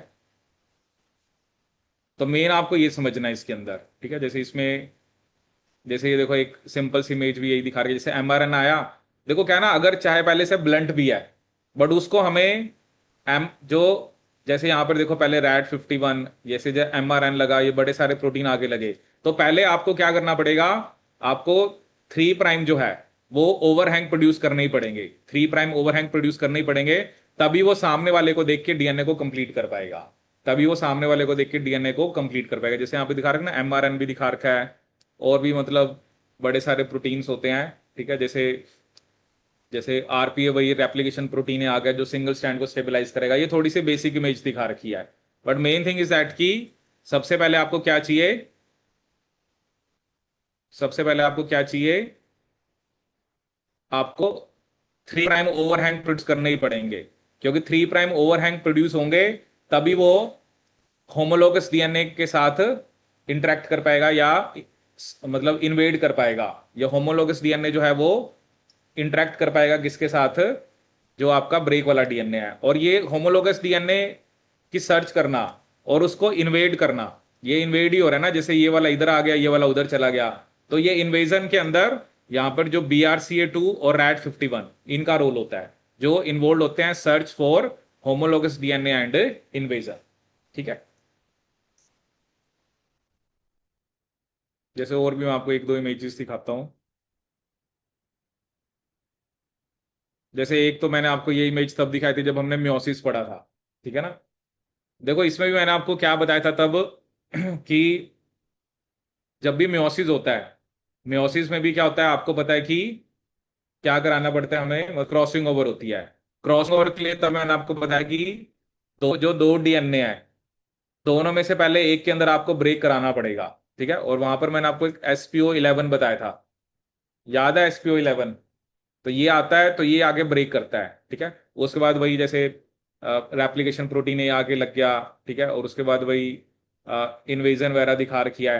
ये मियोसिस है, मियोसिस के टाइम पे क्रॉसिंग ओवर होती है, तो वहां पर भी ऐसे ही मैकेनिज्म होता है। अभी तो हम डीएनए को रिपेयर करें ना, that is a different thing, but meiosis के टाइम पे एज वी नो की जब गैमिट फॉर्मेशन होती है, तो क्रॉसिंग ओवर होती है किसके बीच में, non sister chromatids of homologous chromosome. तो उसमें भी मैंने पहले आपको ये बताया था, क्योंकि एक्सचेंज ही कराना है ना। इसमें भी तो क्या हो रहा है, इसमें तो प्रॉब्लम है, इसमें तो यहां पर तो चलो डीएनए के अंदर प्रॉब्लम है कि उसके अंदर डीएनए मिसिंग है, हमने उसको करना है, उसके लिए भी उसको सामने वाले को देख कर ठीक करना है। क्रॉसिंग ओवर तो एक जनरल फिनोमिना होता है ना मियोसिस के टाइम पे, जिसकी वजह से वेरिएशन आती है। तो वो जो फिनोमिना होता है उसके अंदर भी आपका जो आपके जो जो नॉन सिस्टर क्रोमैटिड्स के बीच में आपने एक्सचेंज कराना है, पहले एक नॉन सिस्टर एक एक क्रोमैटिड के अंदर आपको ब्रेक करना पड़ेगा, ठीक है। उसके बाद अलग अलग टाइप के प्रोटीन्स इन्वॉल्व होते हैं, और लास्ट में फिर आपका, जैसे इसमें भी मैंने आपको दो रिजल्ट बताए थे, क्रॉसओवर होता है जिसमें जिसमें क्या होता है कि जैसे ब्लैक वाले का पार्ट ऑरेंज वाले पे गया, ऑरेंज वाले का भी ब्लैक पे आया। लेकिन नॉन क्रॉसओवर में क्या होता है, एक तो कैसा रहता है आपका, मतलब एज सच ही रहता है, बट दूसरे वाले के अंदर जो है वो रिकॉम्बिनेंट बन जाता है। ये नॉन क्रॉसओवर पाथवे होता है। क्रॉसओवर के अंदर तो जैसे अगर एक क्रोमेटिड का दूसरे पे गया है तो दूसरे का भी पहले पे आया है, बट नॉन क्रॉसओवर जो पाथवे होता है उसके अंदर सिर्फ एक के ऊपर तो दूसरे का आया है, बट एक जो होता है वो एज सच रहता है, ठीक है। वो हम इसको उसकी इतना डिटेल में नहीं जाना अभी। नॉर्मली तो हम यही दिखाते हैं ना कि जब ये जैसे ये बेसिक सा डायग्राम, ये तो बेसिक सा डायग्राम होता है ना, सैनेप्टोनिमल कॉम्प्लेक्स बना, तो क्या हुआ, ऑरेंज वाले का पार्ट ब्लैक पे चला गया, ब्लैक पर ऑरेंज, क्योंकि ये उसमें हमें 4 डीएनए दिखा रखे हैं। क्योंकि हमने ये पढ़ा था ना कि जो क्रॉसिंग ओवर है वो किसके बीच में होती है, सिर्फ नॉन सिस्टर क्रोमैटिड्स के बीच में, ठीक है। तो बाकी जो दो क्रोमैटिड हैं they do not take part in crossing over, तो ये तो पेरेंटल ही रहते हैं। जैसे यहाँ पे देखो एक ब्लैक वाला और एक ऑरेंज वाला, ये तो पेरेंटल ही हैं। दो आपके पास क्या आ जाते हैं, रिकॉम्बिनेंट्स आ जाते हैं, ठीक है। तो ये तो क्रॉसिंग ओवर होती है, बट वही है ना कि जब आप पाथवे की बात करते हो तो वो बहुत कॉम्प्लेक्स है। ये मैं आपको सिर्फ यहाँ पे इसलिए शो कर रहा हूँ कि चाहे क्रॉसिंग ओवर करानी है, चाहे चाहे आपको डीएनए रिपेयर कराना है, ठीक है। तो डीएनए रिपेयर के अंदर भी आपने यही देखा ना कि इसमें तो चलो पहले से ही ब्रेक था, बट वो क्या होता है कि हमें उस ब्रेक को इस तरह से करना होता है कि वो सामने वाले स्टैंड में इन्वेड करे। वो काम होता है mRNA कॉम्प्लेक्स का, कि 3' ओवरहैंग बने और वो सामने वाले डीएनए होमोलोगस डीएनए के साथ जाके इन्वेड करे। जब वो इन्वेड करेगा तो उसको देख के डीएनए बनाएगा, ठीक है। क्योंकि प्रॉब्लम यहां पर यह है कि दोनों स्टैंड में ब्रेक है। अगर एक स्टैंड में ब्रेक होता है तो मैंने आपको पहले ही बताया कि वो दूसरे वाले स्टैंड को देख के ठीक कर सकता है, ठीक है। लेकिन जब दोनों ही स्टैंड में ब्रेक है, अब आप कह रहे हो कि यहाँ पे भी ब्रेक है, यहाँ पे ब्रेक है, अब इधर कुछ है ही नहीं तो वो देख के क्या सामने बनाए। क्योंकि ऐसी प्रॉब्लम आती है ना तो फिर आपका डीएनए रेप्लिकेशन रुक जाएगी। और क्या पता यहाँ पर कोई इंपॉर्टेंट जीन है जहां पर डीएनए मिसिंग है, फिर तो वो डीएनए ही नहीं है तो आरएनए कैसे बनाओगे, एमआरएनए नहीं बनेगा तो प्रोटीन कैसे बनाओगे। तो वो होमोलोगस डीएनए, अब वो डिपेंड करता है होमोलोगस। जैसे मैंने आपको बताया ना कि अगर तो सेल G1 स्टेज में है तब तो उसको सामने वाला होमोलोगस क्रोमोसोम ही देखना पड़ेगा। लेकिन अगर सेल एस फेज या G2 फेज में है और अगर दोनों सिस्टर क्रोमैटिड में से एक क्रोमैटिड में ब्रेक है तो वो दूसरे क्रोमैटिड को देख के भी ठीक कर सकता है, ठीक है। होमोलोगस में ये होगा ना, थोड़ा बहुत चेंज हो सकता है क्योंकि सामने वाला क्रोमोसोम में क्या पता थोड़ी सी इंफॉर्मेशन डिफरेंट हो, लेकिन सिस्टर क्रोमैटिड में तो सेम ही इंफॉर्मेशन होती है, ठीक है। वो डिपेंड करता है कि सेल डीएनए डैमेज कब हुआ है। अगर वो G1 फेज में डैमेज है तो उसको होमोलोगस क्रोमोसोम को देख के ठीक करना पड़ेगा। लेकिन अगर उसका डैमेज ऐसे G2 फेज में हुआ है तो अगर दोनों में से एक क्रोमैटिड ठीक है तो उसको देख के वो ठीक कर सकता है, ठीक है। जैसे इसमें मैं आपको एक दो, अब ऐसे ये तो पूरा का पूरा ना एक ये रिकॉम्बिनेशन का मैकेनिज्म है, ठीक है। जैसे आपने सुना भी होगा कि हॉलीडे इंटरमीडिएट्स वगैरह, तो वही है ना, दो हैं। तो हर एक ने ना, हर एक साइंटिस्ट ने अपना अपना मॉडल बता रखा है। जैसे हमने तो लास्ट में कह दिया ना, जैसे आप देखो ये लास्ट का प्रोडक्ट है कि इसमें क्या हुआ, ब्लैक वाला पार्ट किस पे चला गया, कुछ रेड वाले पे, रेड वाले का कुछ पार्ट ब्लैक वाले पे आ गया, ठीक है। वही है ना कि पहले वही निक क्रिएट करो, उसके बाद वही जैसे मैंने अभी आपको बताया था कि यहाँ पर आपस में कनेक्शन बनेगा, ठीक है। और उसके बाद उन्होंने अपने अपने मैकेनिज्म बता रखे ना कि कैसे कुछ 3D स्ट्रक्चर्स बनेंगे और लास्ट में जाके आपका रिकॉम्बिनेंट क्रोमोसोम बन जाएंगे, ठीक है ना। ये लिखा है mechanism for combination between homologous DNA molecule. The pathway shown is based on the model originally proposed by Robin Holiday, ठीक है ना। अब एक तो हम ये बात करें ना कि प्रोडक्ट बन रहे हैं, बट वही ना जिसने एक्सटेंसिव स्टडी कर रखी है, जैसे देखो यहाँ पर भी रैक ए टाइप प्रोटीन है, क्योंकि रैक ए का मेन काम होता है रिकॉम्बिनेशन कराना, ठीक है। रैक ए का मेन काम क्या होता है आपका, रिकॉम्बिनेशन कराना, ठीक है। अब देखो एक और क्वेश्चन आया था कि जो प्रोकैरियोट्स होते हैं, प्रोकैरियोट्स के अंदर जनरली जो रिपेयर सिस्टम होता है, जैसे अभी ये वाला जो हमने डिस्कस किया मेनली हमने किसमें डिस्कस किया, यूकैरियोट्स में। प्रोकैरियोट्स में क्या होता है, जैसे यहां पर मान लो एक ब्रेक है, ठीक है, और यहां पर एक ये साइट होती है, मतलब एक चाई साइट होती है। तो यहां पर एक सबसे पहले आगे कॉम्प्लेक्स लगता है rack BCD.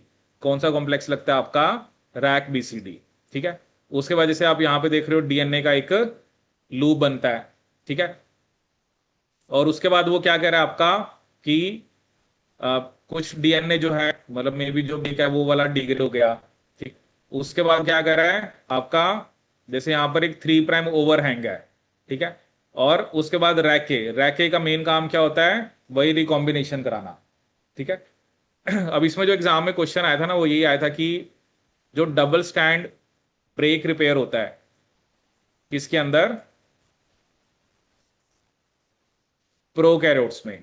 Double strand break repair उसमें क्या क्या चाहिए होता है, double strand break repair, double strand break repair in prokaryotes, ठीक है। इसमें ना बीच में एक एसएसबी भी लगते हैं, वो यहाँ पे ना शो नहीं कर रखा। अदरवाइज सबसे पहले यहाँ पर रैक बीसीडी आगे लगता है, क्या आगे लगता है, रैक बीसीडी, ठीक है। उसके बाद यहाँ पर आगे कुछ एसएसबी लगते हैं जो यहाँ पे शो नहीं कर रखा। और उसके बाद रैक ए आता है, उसके बाद क्या आता है, रैक ए, ठीक है। बीसीडी का काम आपको दिख रहा है ना, जैसे ये क्या कर रही, डीएनए को डिग्रेड कर रहा है, मतलब इसके पास डीएनए को डिग्रेड करने की एक्टिविटी होती है, ठीक है। ये कॉम्प्लेक्स आगे लगता है क्योंकि यहाँ पे ब्रेक है ना, तो वो क्या कर रहा है कि जहां पर ब्रेक है वहां से उसको क्या कर रहा है, मतलब मतलब इसमें ऐसा देखने को मिल रहा है ना, जैसे 3' आपको ओवरहैंग देखने को मिल रहा है। इसमें क्या मतलब क्या है कि दोनों में से या तो वो एक स्टैंड को ब्रेक कर रहा है, एक स्टैंड को ब्रेक कर रहा है ना। जैसे अब ये यहाँ पर आपके या तो पहले बीच में कुछ एसएस भी आगे लगेंगे जो सिंगल स्टैंड को स्टेबलाइज करेंगे, ठीक है। तो एक स्टैंड में वो ब्रेक कर देगा और सामने वाला जो स्टैंड है उसको, मतलब उसमें थोड़ा सा ओवरहैंग होगा, ठीक है। और उसको देख के फिर आपका क्या बन जाएगा, सामने वाला डीएनए बन जाएगा। ठीक है, ये थोड़ा सा इमेज में यहाँ पे ना एक्सप्लेन ठीक से नहीं कर रखा, बट आप चलो ये याद रखना, एक रैक बीसीडी होता है, उसके बाद एसएस भी लगता है और फिर रैक ए लगता है। ठीक है, जैसे ये एग्जाम में क्वेश्चन आया था, क्योंकि ये है प्रोकैरियोट्स के अंदर, ये किसके अंदर है, प्रोकैरियोट्स, क्योंकि प्रोकैरियोट्स में तो आप होमोलोगस कॉम्बिनेशन की बात नहीं करोगे ना, वहां पर तो एक ही क्रोमोसोम होता है उनके पास, वहां थोड़ा ये वाला मैकेनिज्म चलेगा कि वो सामने वाले होमोलोगस क्रोमोसोम को देख के ठीक कर लेगा। तो बैक्टीरिया के अंदर अगर डबल स्टैंड ब्रेक रिपेयर है तो वहां पर हमें कौन कौन से प्रोटीन चाहिए होते हैं, जैसे ये क्वेश्चन आया था, what is the correct order in which the following proteins are recruited during DNA double strand break repair in prokaryotes. ठीक है, कि प्रोकैरियोट्स के अंदर अगर डबल स्टैंड ब्रेक रिपेयर है तो वहां पर कौन कौन से प्रोटीन चाहिए होते हैं। जैसे अभी मैंने आपको बताया, सबसे पहले रैक बीसीडी आता है, क्योंकि इसका काम क्या होता है कि जहां पर ब्रेक है, ठीक है ना, क्योंकि इस इमेज से हमें क्या देखने को मिल रहा है कि उसने ना, जहां पर ब्रेक है और ये चाई सी एच वन साइट है, ठीक है, इसने एक पार्ट ही मिस कर दिया। जैसे देखो ना, यहां से वो डिग्रेड करता जा रहा है, डिग्रेड करता जा रहा है, ये देख रहे हो ना आप, क्योंकि एट द एंड तो वो फिर इसी साइट पे ही पहुंच गया ना, क्योंकि ये देखो पहले रैक बीसीडी यहाँ पे लगा था, इसका मतलब क्या है, यहां से डीएनए को डैमेज करता जा रहा है।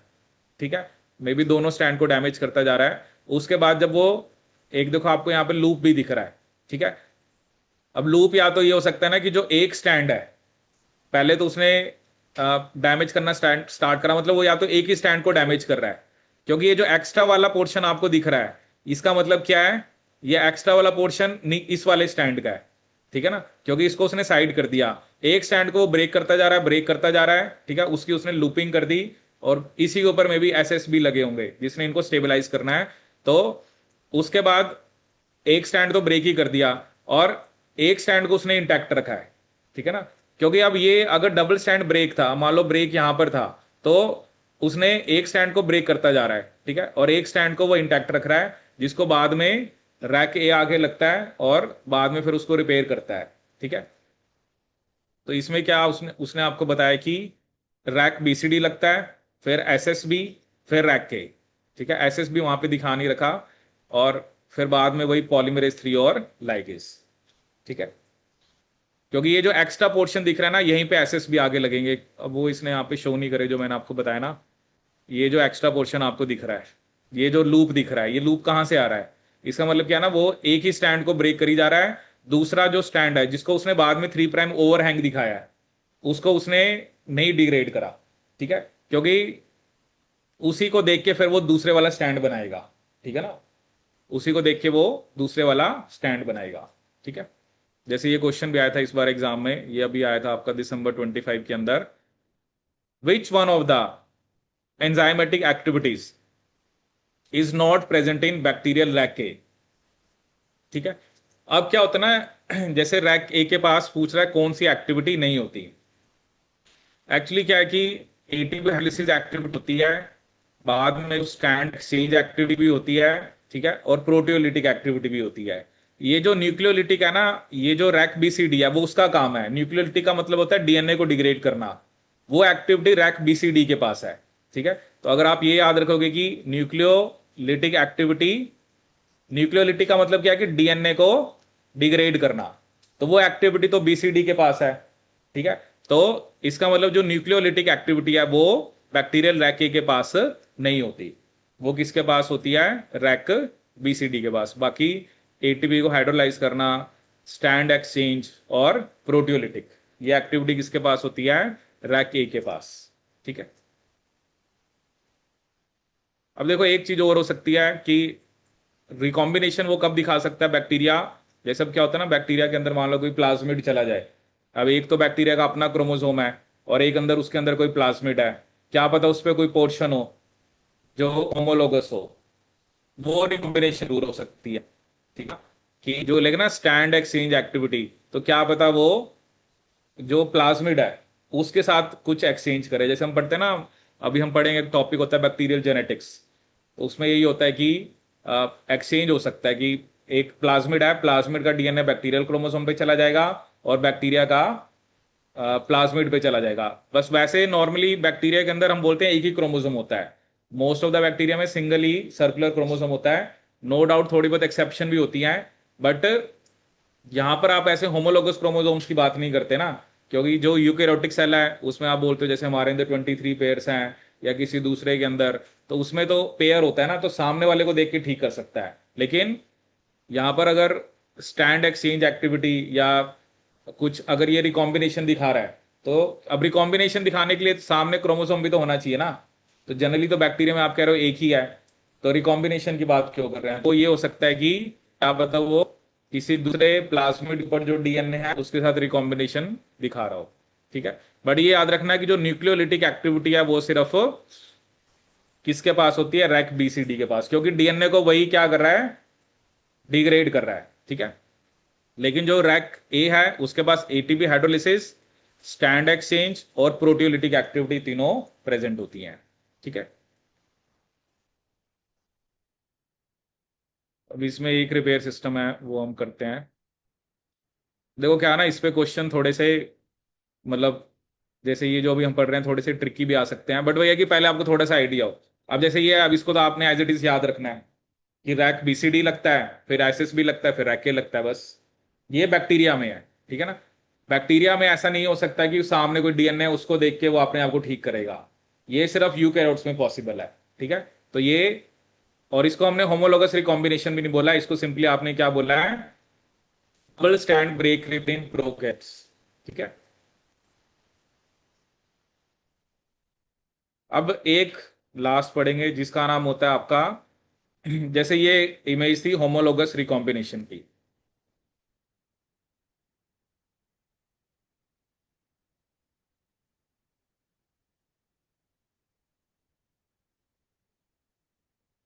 अब एक क्या प्रोसेस होता है जिसका नाम होता है non homologous end joining. Non homologous end joining. Non homologous end joining.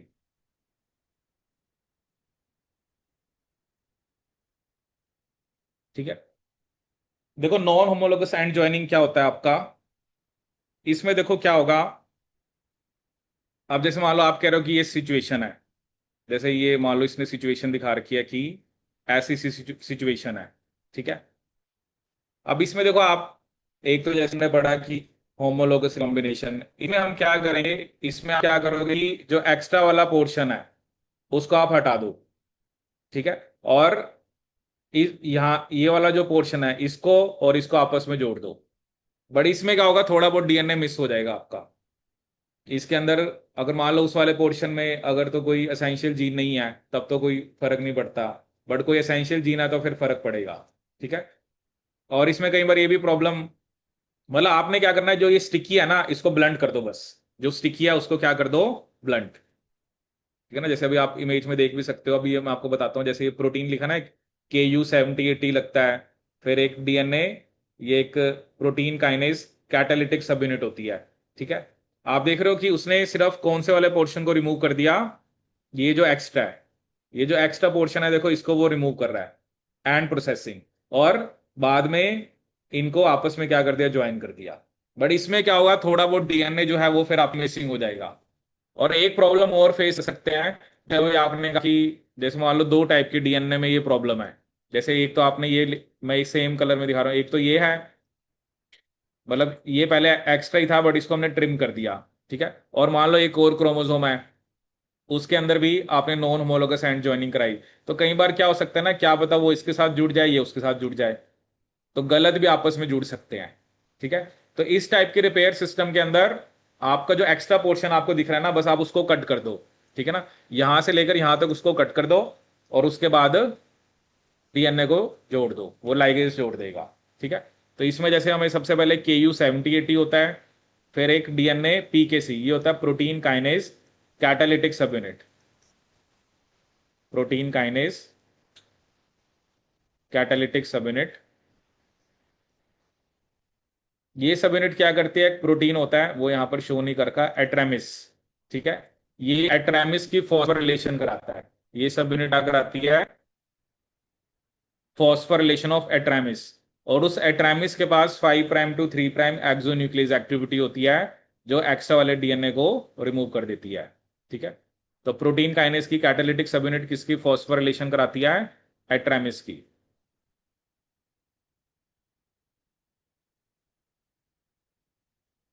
Phosphorylation of एट्रामिस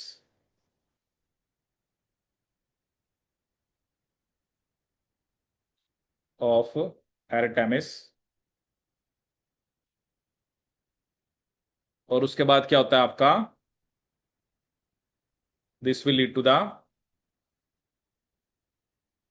एट्रामिस की फॉस्फोरिलेशन के बाद क्या होता है आपका, इसके पास मतलब एट्रामिस जो प्रोटीन है उसके पास 5' to 3' एक्सोन्यूक्लियस एक्टिविटी होती है, और ये एक्टिविटी क्या करेगी, तो ऐसा पोर्शन डीएनए का उसको रिमूव कर देगी और उसके बाद एंड्स को ज्वाइन करा दिया जाएगा।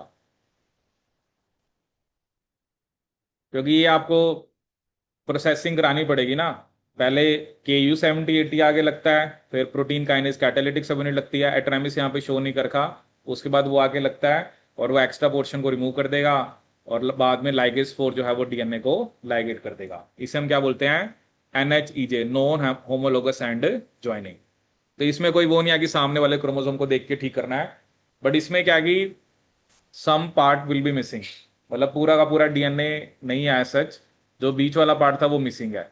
बट होमोलोगस के अंदर जो बीच वाला पार्ट मिसिंग था उसको आपने सामने वाले होमोलोगस क्रोमोसोम को देख के बना दिया। ठीक है, तो ये हमने इसके बारे में डिस्कस किया आपका। ठीक है, इसमें चलो कुछ क्वेश्चंस आए वो आप ट्राई करना।